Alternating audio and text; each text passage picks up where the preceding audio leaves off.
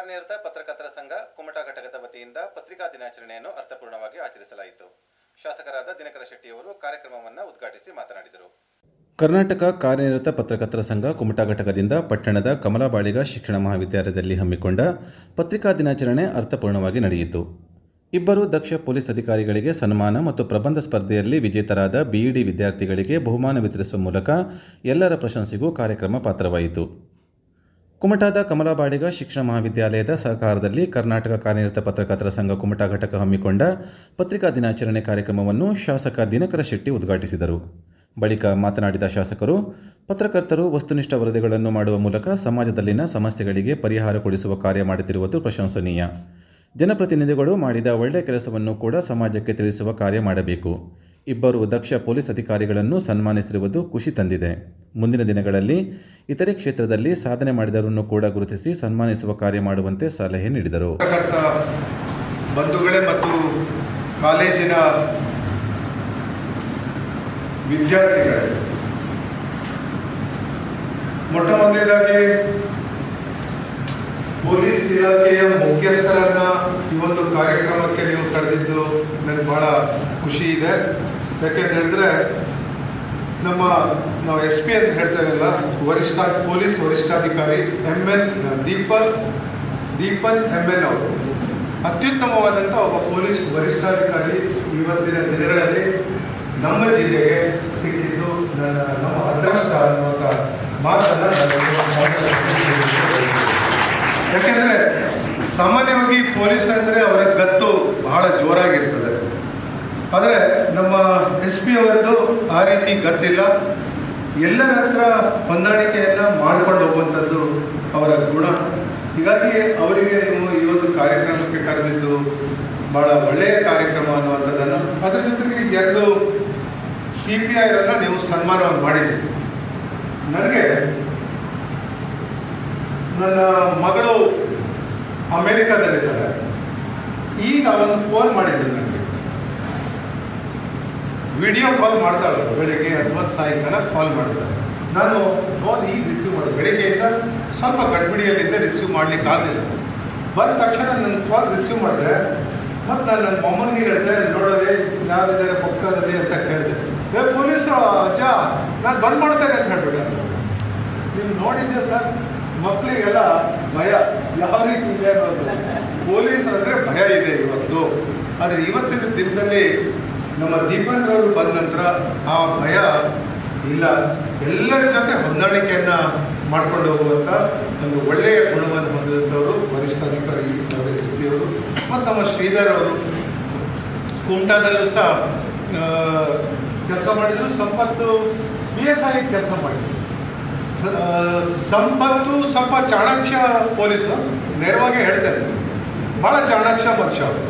ಯಾರು ಏನಿದ್ದಾರೆ ಹೇಗಿದ್ದಾರೆಲ್ಲ ಅವರಿಗೆ ಬೇಕಾದ ರೀತಿಯಲ್ಲಿ ಕೆಲಸವನ್ನು ನಿಭಾಯಿಸ್ಕೊಂಡು ಹೋಗುವಂಥವ್ರು. ಶ್ರೀಧರ್ ಸ್ವಲ್ಪ ಸ್ಟ್ರಿಕ್ಟ್ ಆಗಿದ್ದಂಥವ್ರು, ಭಾಳ ಒಳ್ಳೆಯ ರೀತಿಯಿಂದ ಕುಮಟಾದಲ್ಲೂ ಕೆಲಸ ಮಾಡಿದರು ಮತ್ತು ಶ್ರೀಧರಿ ಗೋಕರ್ಣದಲ್ಲೂ ಕೆಲಸ ಮಾಡ್ತಾ ಇದ್ದಾರೆ.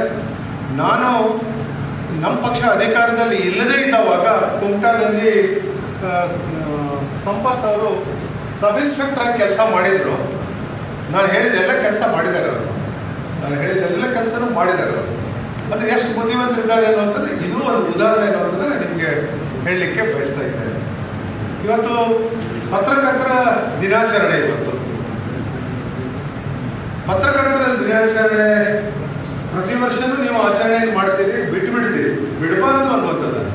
ಇವತ್ತೊಂದು ಇಬ್ಬರಿಗೆ ಸನ್ಮಾನ ಮಾಡಿದ್ರಿ, ಇದನ್ನು ಮುಂದುವರಿಸ್ಕೊಂಡು ಹೋಗಬೇಕು. ನಮ್ಮೂರಲ್ಲಿ ಯಾರು ಏನು ಹೇಗಿದ್ದಾರೆ, ಬೇರೆ ಬೇರೆ ಸೇವೆ ಮಾಡ್ತಾ ಅವರನ್ನು ಸನ್ಮಾನವನ್ನು ನೀವು ಮಾಡುವಂಥದ್ದು ಮುಂದಿನ ದಿವಸದಲ್ಲಿ ಮಾಡಬೇಕು ಎನ್ನುವಂಥದ್ದನ್ನು, ಮತ್ತು ಪತ್ರಕರ್ತರು ಹೇಗಿರಬೇಕು ಅನ್ನುವಂಥದ್ದನ್ನು ನಾನೇ ಹೇಳಬೇಕಾಗಿಲ್ಲ.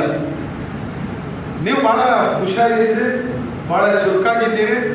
ಆದರೆ ಕೆಲವಷ್ಟು ಸಂದರ್ಭದಲ್ಲಿ ಪತ್ರಕರ್ತರು ಒಂದು ಸರಿಯಾದ ಪತ್ರಕರ್ತರ ವಾಕ್ಯಗಳು ಬಂದರೆ ಬಹುಶಃ ಒಳ್ಳೆಯದು ಆಗ್ತದೆ ಅನ್ನುವಂಥದ್ದು ನನ್ನ ಒಂದು ಅನಿಸಿಕೆ ಇದೆ. ಪತ್ರಕರ್ತರ ಬಗ್ಗೆ ಒಂದು ಮಾತು ಏನು ಹೇಳ್ತದೆ ಅಂತ ಹೇಳಿದರೆ, ಅನೇಕ ನಾವು ನಮ್ಮ ವಿರುದ್ಧ ಬಂದವಾಗ, ಉದಾಹರಣೆಗೆ ಇವತ್ತು ನಾನು ಬರುವಾಗ ನಮ್ಮ ದೂರದ ರಿಲೇಷನ್ ಬಾಂಬೆಯಿಂದ ಒಬ್ಬರು ಫೋನ್ ಮಾಡಿದ್ರು.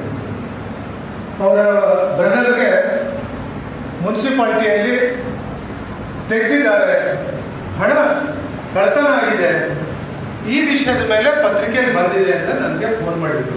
ನಾನು ಹೇಳಿದೆ, ನಾನು ಬ್ಯುಸಿ ಇದ್ದೇನೆ, ನನಗೆ ಮಾತಾಡಲಿಕ್ಕೆ ಈಗ ಟೈಮ್ ಇಲ್ಲ, ನಾನು ಕಾರ್ಯಕ್ರಮಕ್ಕೆ ಹೋಗಬೇಕಾಗಿದೆ. ಇಲ್ಲ, ನೀವು ಮಾತಾಡಬೇಕು, ಪತ್ರಿಕೆಯಲ್ಲಿ ಎಲ್ಲ ನನ್ನ ತಮ್ಮನ ಬಗ್ಗೆ ಕೆಟ್ಟದಾಗಿ ಬರೆದಿದ್ದಾರಲ್ಲ, ವಿಷಯ ಏನು ಅದು ಅಂತ ಜೋರಾಗಿ ಮಾತಾಡುವಂಥದ್ದನ್ನು ಇವತ್ತು ನಾನು ಅನುಭವಿಸ್ತೀನಿ. ಅದು ಸರಿನೋ ತಪ್ಪು ಅನ್ನುವಂಥದ್ದು ಬೇರೆ ವಿಷಯ. ಆದರೆ ಪತ್ರಿಕೆಯಲ್ಲಿ ಬಂತು ಅಂತ ಹೇಳಿದ ತಕ್ಷಣ ಪ್ರತಿಯೊಬ್ಬರು ಸ್ವಲ್ಪ ಗೊಂದಲಕ್ಕೆ ಬೀಳ್ತಾರೆ ಅನ್ನುವಂಥದ್ದು. ಹೀಗಾಗಿ ಏನು ವಿಷಯ ಇದೆಯಲ್ಲ ಆ ವಿಷಯವನ್ನಷ್ಟೇ ನಾವು ಪತ್ರಕರ್ತರು ವಿಷಯವನ್ನು ಬರೆದ್ರೆ ನಿಮಗೂ ಗೌರವ ಸಿಗ್ತದೆ. ಇವತ್ತು ಸಾಮಾಜಿಕ ಕೆಲಸ ಮಾಡ್ತಾ ಇರುವಂಥವ್ರು ನಾವು, ನಮಗೂ ಸಹ ಗೌರವ ಸಿಗ್ತದೆ ಅನ್ನುವಂಥದ್ದು. ಇಲ್ಲೇ ಇದೆ, ನಾನು ಇವತ್ತು ಸಾಕಷ್ಟು ಅಭಿವೃದ್ಧಿ ಕೆಲಸಗಳನ್ನ ಮಾಡಿದ್ದೇನೆ ಅಂತ ಪ್ರತಿ ಸಂದರ್ಭದಲ್ಲೂ ನನಗೆ ಹೇಳ್ಕೊತಾ ಹೋಗ್ಲಿಕ್ಕೆ ಆಗೋದಿಲ್ಲ. ಆದರೆ ನಾವು ಏನು ಒಳ್ಳೆ ಕೆಲಸ ಮಾಡಿದ್ದೇವಲ್ಲ ಅದನ್ನು ನೀವು ಒಂದು 50% ನೀವು ಬರಿಬೇಕು. ನಾವು ಎಲ್ಲಿ ಕೆಟ್ಟ ಕೆಲಸ ಮಾಡಿದ್ದೇವಲ್ಲ ಅದನ್ನು ನೀವು ಬರೀರಿ. ಅದನ್ನು ನೀವು ಬರೆದವಾಗ ಪತ್ರಿಕೆಗೆ ಒಂದು ಬೆಲೆ ಬರ್ತದೆ ಅನ್ನುವಂಥದ್ದು. ಇಲ್ಲ ಅಂತ ಹೇಳಿದ್ರೆ ಒಂದು ಸೈಡ್ ನಿಮ್ಮ ಪತ್ರಿಕೆ ಹೋಗ್ತದೆ ಅನ್ನುವಂಥದ್ದು ಬಹಳ ಬೇಸರ ಆಗ್ತದೆ. ಕೆಲವಷ್ಟು ಸಂದರ್ಭದಲ್ಲಿ ನಾನು ಏನೋ ತಪ್ಪು ಮಾಡಿದ್ರಿಂದ ಸಂದರ್ಭದಲ್ಲೂ ನನ್ನ ವಿರುದ್ಧವಾದಂಥದ್ದು ಬರುವಂಥದ್ದನ್ನು ನಾನು ನೋಡಿದೆ. ದಯವಿಟ್ಟು ನೀವು ಈಗ ಪತ್ರಕರ್ತರು ನಿಮ್ಮ ಎದುರು ನಾನು ಈಗ ಮಾತನ್ನು ಹೇಳಿದೆ, ನಿಮಗೆ ಪತ್ರಿಕಾ ದಿನಾಚರಣೆ ಆಗಿತ್ತು, ಲಿಂಕನ್ ಶೆಟ್ಟಿ ನಮ್ಮ ಬಗ್ಗೆ ಒಳ್ಳೇದು ಮಾತಾಡಿದರೆ ಭಾಳ ಒಳ್ಳೇದಾಗ್ತಿತ್ತು, ಅದನ್ನು ಬಿಟ್ಟು ಈ ಮಾತು ನನ್ನ ಹವ್ಯಾಸನೇ ಇದು. ನೇರವಾಗಿ ಹೇಳ್ಕೊಂಡು ಹೋಗ್ಬಿಡ್ತೇನೆ ನಾನು. ಯಾರೇ ಏನು ತಪ್ಪು ಮಾಡಿದ್ರು ನೇರವಾಗಿ ಹೇಳ್ಕೊಂಡೇ ಹೋಗುವಂಥದ್ದು ನನ್ನ ಒಂದು ಹವ್ಯಾಸ ಅನ್ನುವಂಥದ್ದನ್ನು. ಏನೇ ಇರಲಿ, ಪ್ರತಿ ವರ್ಷ ನೀವು ಪತ್ರಿಕಾ ದಿನಾಚರಣೆಯನ್ನು ಕಾರ್ಯಕ್ರಮವನ್ನು ಭಾಳ ಒಳ್ಳೆಯ ರೀತಿಯಿಂದ ಮಾಡ್ತಾ ಇದ್ದೀರಿ ಅನ್ನುವಂಥದ್ದನ್ನು ಥಾಮಸ್ ಎಡಿಸನ್ ಅವ್ರದ್ದೊಂದು ಕತೆ ನಿಮಗೆ ಹೇಳಿದ್ದೇನೆ. ಅವನು ಗ್ರನೈಟನ್ನು ಕಂಡಿಡಿದಂಥ ಒಬ್ಬ ವಿಜ್ಞಾನಿ ಆಗಿದ್ದ. ಈ ಎರಡನೇ ಮಹಾಯುದ್ಧದ ಸಂದರ್ಭದಲ್ಲಿ ಅವನು ಗ್ರನೈಟನ್ನು ಕಂಡು ಹಿಡಿದು ಸ್ಫೋಟ ಮಾಡುವಂಥದ್ದು. ಅದರಿಂದ ಸೈನಿಕರು ಅದನ್ನು ಎಸೆದು ಸಾವಿರಾರು ಸೈನಿಕರು ಸಾಯ್ತಾ ಇದ್ರು. ಒಂದ್ಸರಿ ಅದು ಪ್ರಕರಣದಲ್ಲಿ ಸಾವಿರಾರು ಸೈನಿಕರು ಸತ್ರು. ಪತ್ರಿಕೆಯಲ್ಲಿ ಏನು ಬಂತು ಅಂತ ಹೇಳಿದ್ರೆ ಥಾಮಸ್ ಎಡಿಸನ್ ಕೊಲೆಗಾರ ಸತ್ತಿದ್ದಾನೆ ಎನ್ನುವಂಥದ್ದು ತಪ್ಪಾಗಿ ಬಂತು.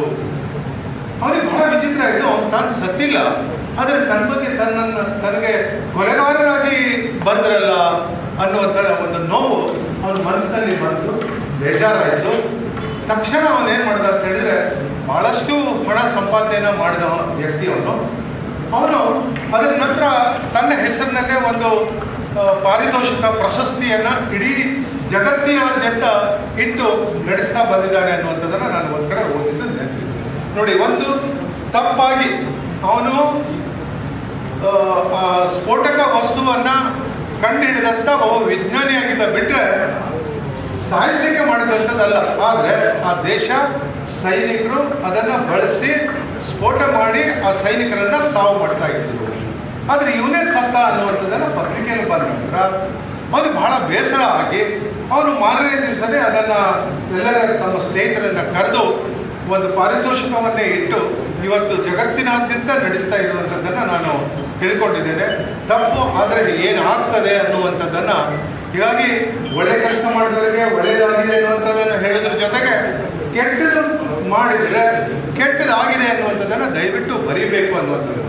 ಯಾರೂ ಅದಕ್ಕೆ ದೂಷಣೆ ಮಾಡೋದಿಲ್ಲ ಅನ್ನುವಂಥ ಮಾತನ್ನು ಈ ಒಂದು ಸಂದರ್ಭದಲ್ಲಿ ಕುಮಟಾದ ಪತ್ರಕರ್ತರ ಬಗ್ಗೆ ನಾನು ಹಿಂದಿನ ಸಾರಿನೂ ಹೇಳಿದ್ದೇನೆ. ಬಹುಶಃ ನಮ್ಮ ಇಡೀ ಜಿಲ್ಲೆಯಲ್ಲೇ ಅತ್ಯುತ್ತಮವಾದಂಥ ಒಂದು ಪತ್ರಕರ್ತರ ಸಂಘ ಇದ್ದರೆ ಅದು ಕುಮಟಾದ ಸಂಘ ಅನ್ನುವಂಥದ್ದನ್ನು ನಾನು ಹೇಳಿದ್ದೇನೆ. ಅದನ್ನು ನೀವು ಮುಂದುವರಿಸಿಕೊಂಡು ಹೋಗಬೇಕು ಅನ್ನುವಂಥ ಮಾತನ್ನು ಈ ಒಂದು ಸಂದರ್ಭದಲ್ಲಿ ನಾನು ಹೇಳಲಿಕ್ಕೆ ಬಯಸ್ತಾ ಇದ್ದೇನೆ. ಮತ್ತೊಮ್ಮೆ ವೇದಿಕೆ ಮೇಲೆ ಕೊಡುತ್ತಂಥ ಎಲ್ಲ ಗಣ್ಯರಿಗೆ ಮತ್ತು ವೇದಿಕೆಯ ಮುಂಭಾಗ ಕೊಡುತ್ತಂಥ ವಿದ್ಯಾರ್ಥಿಗಳು ಸಹ ಸಾಕಷ್ಟು ದೊಡ್ಡ ಸಂಖ್ಯೆಯಲ್ಲಿ ನೀವು ಬಂದಿದ್ರಿ. ನಿಮಗೆಲ್ಲರಿಗೂ ವಂದಿಸಿ ನನ್ನ ಮಾತನ್ನು ಮುಗಿಸ್ತಾ ಇದ್ದೇನೆ. ಜೈ ಹಿಂದ್, ಜೈ ಕರ್ನಾಟಕ. ಇಬ್ಬರು ದಕ್ಷ ಪೊಲೀಸ್ ಅಧಿಕಾರಿ ಶಿರಸಯ್ಯ ಸಿಪಿಐ ಇಸಿ ಸಂಪತ್ ಮತ್ತು ಗೋಕರ್ಣ ಪೊಲೀಸ್ ನಿರೀಕ್ಷಕ ಶ್ರೀಧರ್ ಎಸ್ಆರ್ ಅವರನ್ನು ಸನ್ಮಾನಿಸಿ ಮಾತನಾಡಿದ ಜಿಲ್ಲಾ ಪೊಲೀಸ್ ವರಿಷ್ಠಾಧಿಕಾರಿ ದೀಪನ್ ಎಂಎನ್ ಅವರು, ಪತ್ರಕರ್ತರ ಮತ್ತು ಪೊಲೀಸ್ ಇಲಾಖೆ ನಡುವೆ ಸೌಹಾರ್ದಯುತ ಸಂಬಂಧ ಇದೆ. ನಮ್ಮ ಇಲಾಖೆಯಲ್ಲಿ ಉತ್ತಮವಾಗಿ ಕಾರ್ಯನಿರ್ವಹಿಸುತ್ತಿರುವ ಇಬ್ಬರು ಅಧಿಕಾರಿಗಳನ್ನು ಸನ್ಮಾನಿಸಿರುವುದು ಸ್ವಾಗತಾರ್ಹ. ಪತ್ರಕರ್ತರು ಸಮಾಜವನ್ನು ತಿದ್ದುವ ಜೊತೆಗೆ ಕಾನೂನು ಸುರಕ್ಷತೆ ಮತ್ತು ಇಲಾಖೆಯಿಂದ ನಡೆಯುವ ಜಾಗೃತಿ ಕಾರ್ಯಕ್ರಮಗಳಿಗೆ ಸಹಕಾರ ನೀಡುತ್ತಿದ್ದಾರೆ. ಹೀಗೆ ಸಮಾಜಮುಖಿ ಕಾರ್ಯಕ್ರಮಗಳನ್ನು ಮುಂದುವರಿಸಿಕೊಂಡು ಹೋಗುವಂತೆ ಕರೆ ನೀಡಿದರು. ಪತ್ರಕರ್ತರ ಸಂಘ ಕುಮಟಾದವರೇ ಮತ್ತು ಇಲ್ಲಿ ಈ ಕಾರ್ಯಕ್ರಮಕ್ಕೆ ಬಂದಿರುವ ಎಲ್ಲ ಮಾಧ್ಯಮ ಮಿತ್ರರವರೇ, ಪತ್ರಿಕಾ ಬರಹಗಾರರವರೇ ಮತ್ತು ವಿದ್ಯಾರ್ಥಿಗಳೇ ಮತ್ತು ಎಲ್ಲ ಅಧಿಕಾರಿಗಳು, ಇವತ್ತಿನ ದಿವಸ ಮುಖ್ಯವಾಗಿ ಹೇಳಬೇಕಂದ್ರೆ ಪತ್ರಿಕೆ ಅನ್ನೋದು ಈಸ್ ಬೇಸಿಕಲಿ ಎಲ್ಲರೂ ಹೇಳ್ತಾರೆ ಏನಂದರೆ ಇದು 4th ಪಿಲ್ಲರ್ ಆಫ್ ಡೆಮೋಕ್ರಸಿ, ಅಂದರೆ ಪ್ರಜಾಪ್ರಭುತ್ವದಲ್ಲಿ ಇದು ಕಾಮನ್ ಆಗಿ ಎಲ್ಲರೂ ಕೇಳ್ತಾ ಬರ್ತೀವಿ, 4th ಪಿಲ್ಲರ್ ಆಫ್ ಡೆಮೋಕ್ರಸಿ. ಹಾಗಿರ್ಬೇಕಾದ್ರೆ ಅದು ಪಿಲ್ಲರ್ ಅಂತ ಹೇಳಬೇಕಾದ್ರೆ ಅದು ಎಷ್ಟು ಪ್ರಜಾಪ್ರಭುತ್ವನ ಮುಂದೆ ತಗೊಂಡು ಹೋಗುತ್ತೆ ಅನ್ನೋದು ಕೂಡ ಇದೆ. ಅಂದರೆ ಇವಾಗ ಅದು ಸ್ಟ್ಯಾಟಿಕ್ ಅಲ್ಲ, ಅಂದರೆ ಒಂದೇ ಥರ ಸಮಾಜ ಇರಬೇಕು ಅನ್ನೋದಲ್ಲ. ಅದೇ ಥರ ಸಮಾಜದಲ್ಲಿ ಏನೇನು ನಡೆಯುತ್ತೆ ಅದರಲ್ಲಿ ಘಟನೆಗಳಿರ್ಬೋದು, ಬೇರೆ ಅಭಿವೃದ್ಧಿ ಕಾರ್ಯಕ್ರಮಗಳಿರ್ಬೋದು, ಯಾವುದೇ ವಿಷಯಗಳಲ್ಲಿದ್ರೂ ಕೂಡ ಇದು ಅಧಿಕಾರಿಗಳಿಗೂ ಸರಿ, ಸರ್ಕಾರಕ್ಕೂ ಸರಿ, ಜನರಿಗೂ ಸರಿ, ಎಲ್ಲರಿಗೂ ತಲುಪಿಸೋದು ಪತ್ರಿಕೆ ಮಾಧ್ಯಮದ ಮಾತನಾಡಿ ಆಗೋದು. ಯಾಕೆಂದರೆ ಪ್ರತಿಯೊಬ್ಬರಿಗೂ ಕೂಡ ಅದು ಅವಕಾಶ ಸಿಗಲ್ಲ ಅಲ್ಲಿ ಹೋಗಿ ನೋಡೋದಕ್ಕೆ, ಅದ್ರ ಬಗ್ಗೆ ಏನಿದೆ ಅಂತ ತಿಳ್ಕೊಳ್ಳೋಕ್ಕೆ. ಒಂದು ಕಾಲದಲ್ಲಿ ಅಂದರೆ ನಾವೆಲ್ಲ ಹುಡುಗರಾಗಿರ್ಬೇಕಾದ್ರೆ ನಾವೆಲ್ಲರೂ ಡೈಲಿ ನ್ಯೂಸ್ ಪೇಪರ್ ಓದ್ತಾ ಇದ್ವಿ. ಅವಾಗ ಆರ್ಟಿಕಲ್ಸ್ ಎಲ್ಲ ನಾವು ನೋಡಬೇಕಾದ್ರೆ ಅವಾಗ ತುಂಬಾ ರಿಚ್ ಇನ್ ಕಂಟೆಂಟ್ ಇರೋದು, ಅಂದರೆ ತುಂಬ ಅನಾಲಿಸಿಸ್ ಇರೋದು, ತುಂಬ ಎಲ್ಲರೂ ಅವರು ಎಫರ್ಟ್ ಹಾಕಿ ಮಾಡೋದು ಥರ ಇತ್ತು. ಅವಾಗ ಸರ್ಕ್ಯುಲೇಷನ್ ಕೂಡ ಅಷ್ಟು ಸ್ಟಾರ್ಟಿಂಗಲ್ಲಿ ಸರ್ಕ್ಯುಲೇಷನ್ ಕೂಡ ಕಮ್ಮಿ ಇರೋದು. ಅವಾಗ ಪೇಪರ್ ನಾವು 11 ಗಂಟೆ ಹೋದರೆ ಪೇಪರ್ ಸಿಗ್ತಾ ಇರಲಿಲ್ಲ.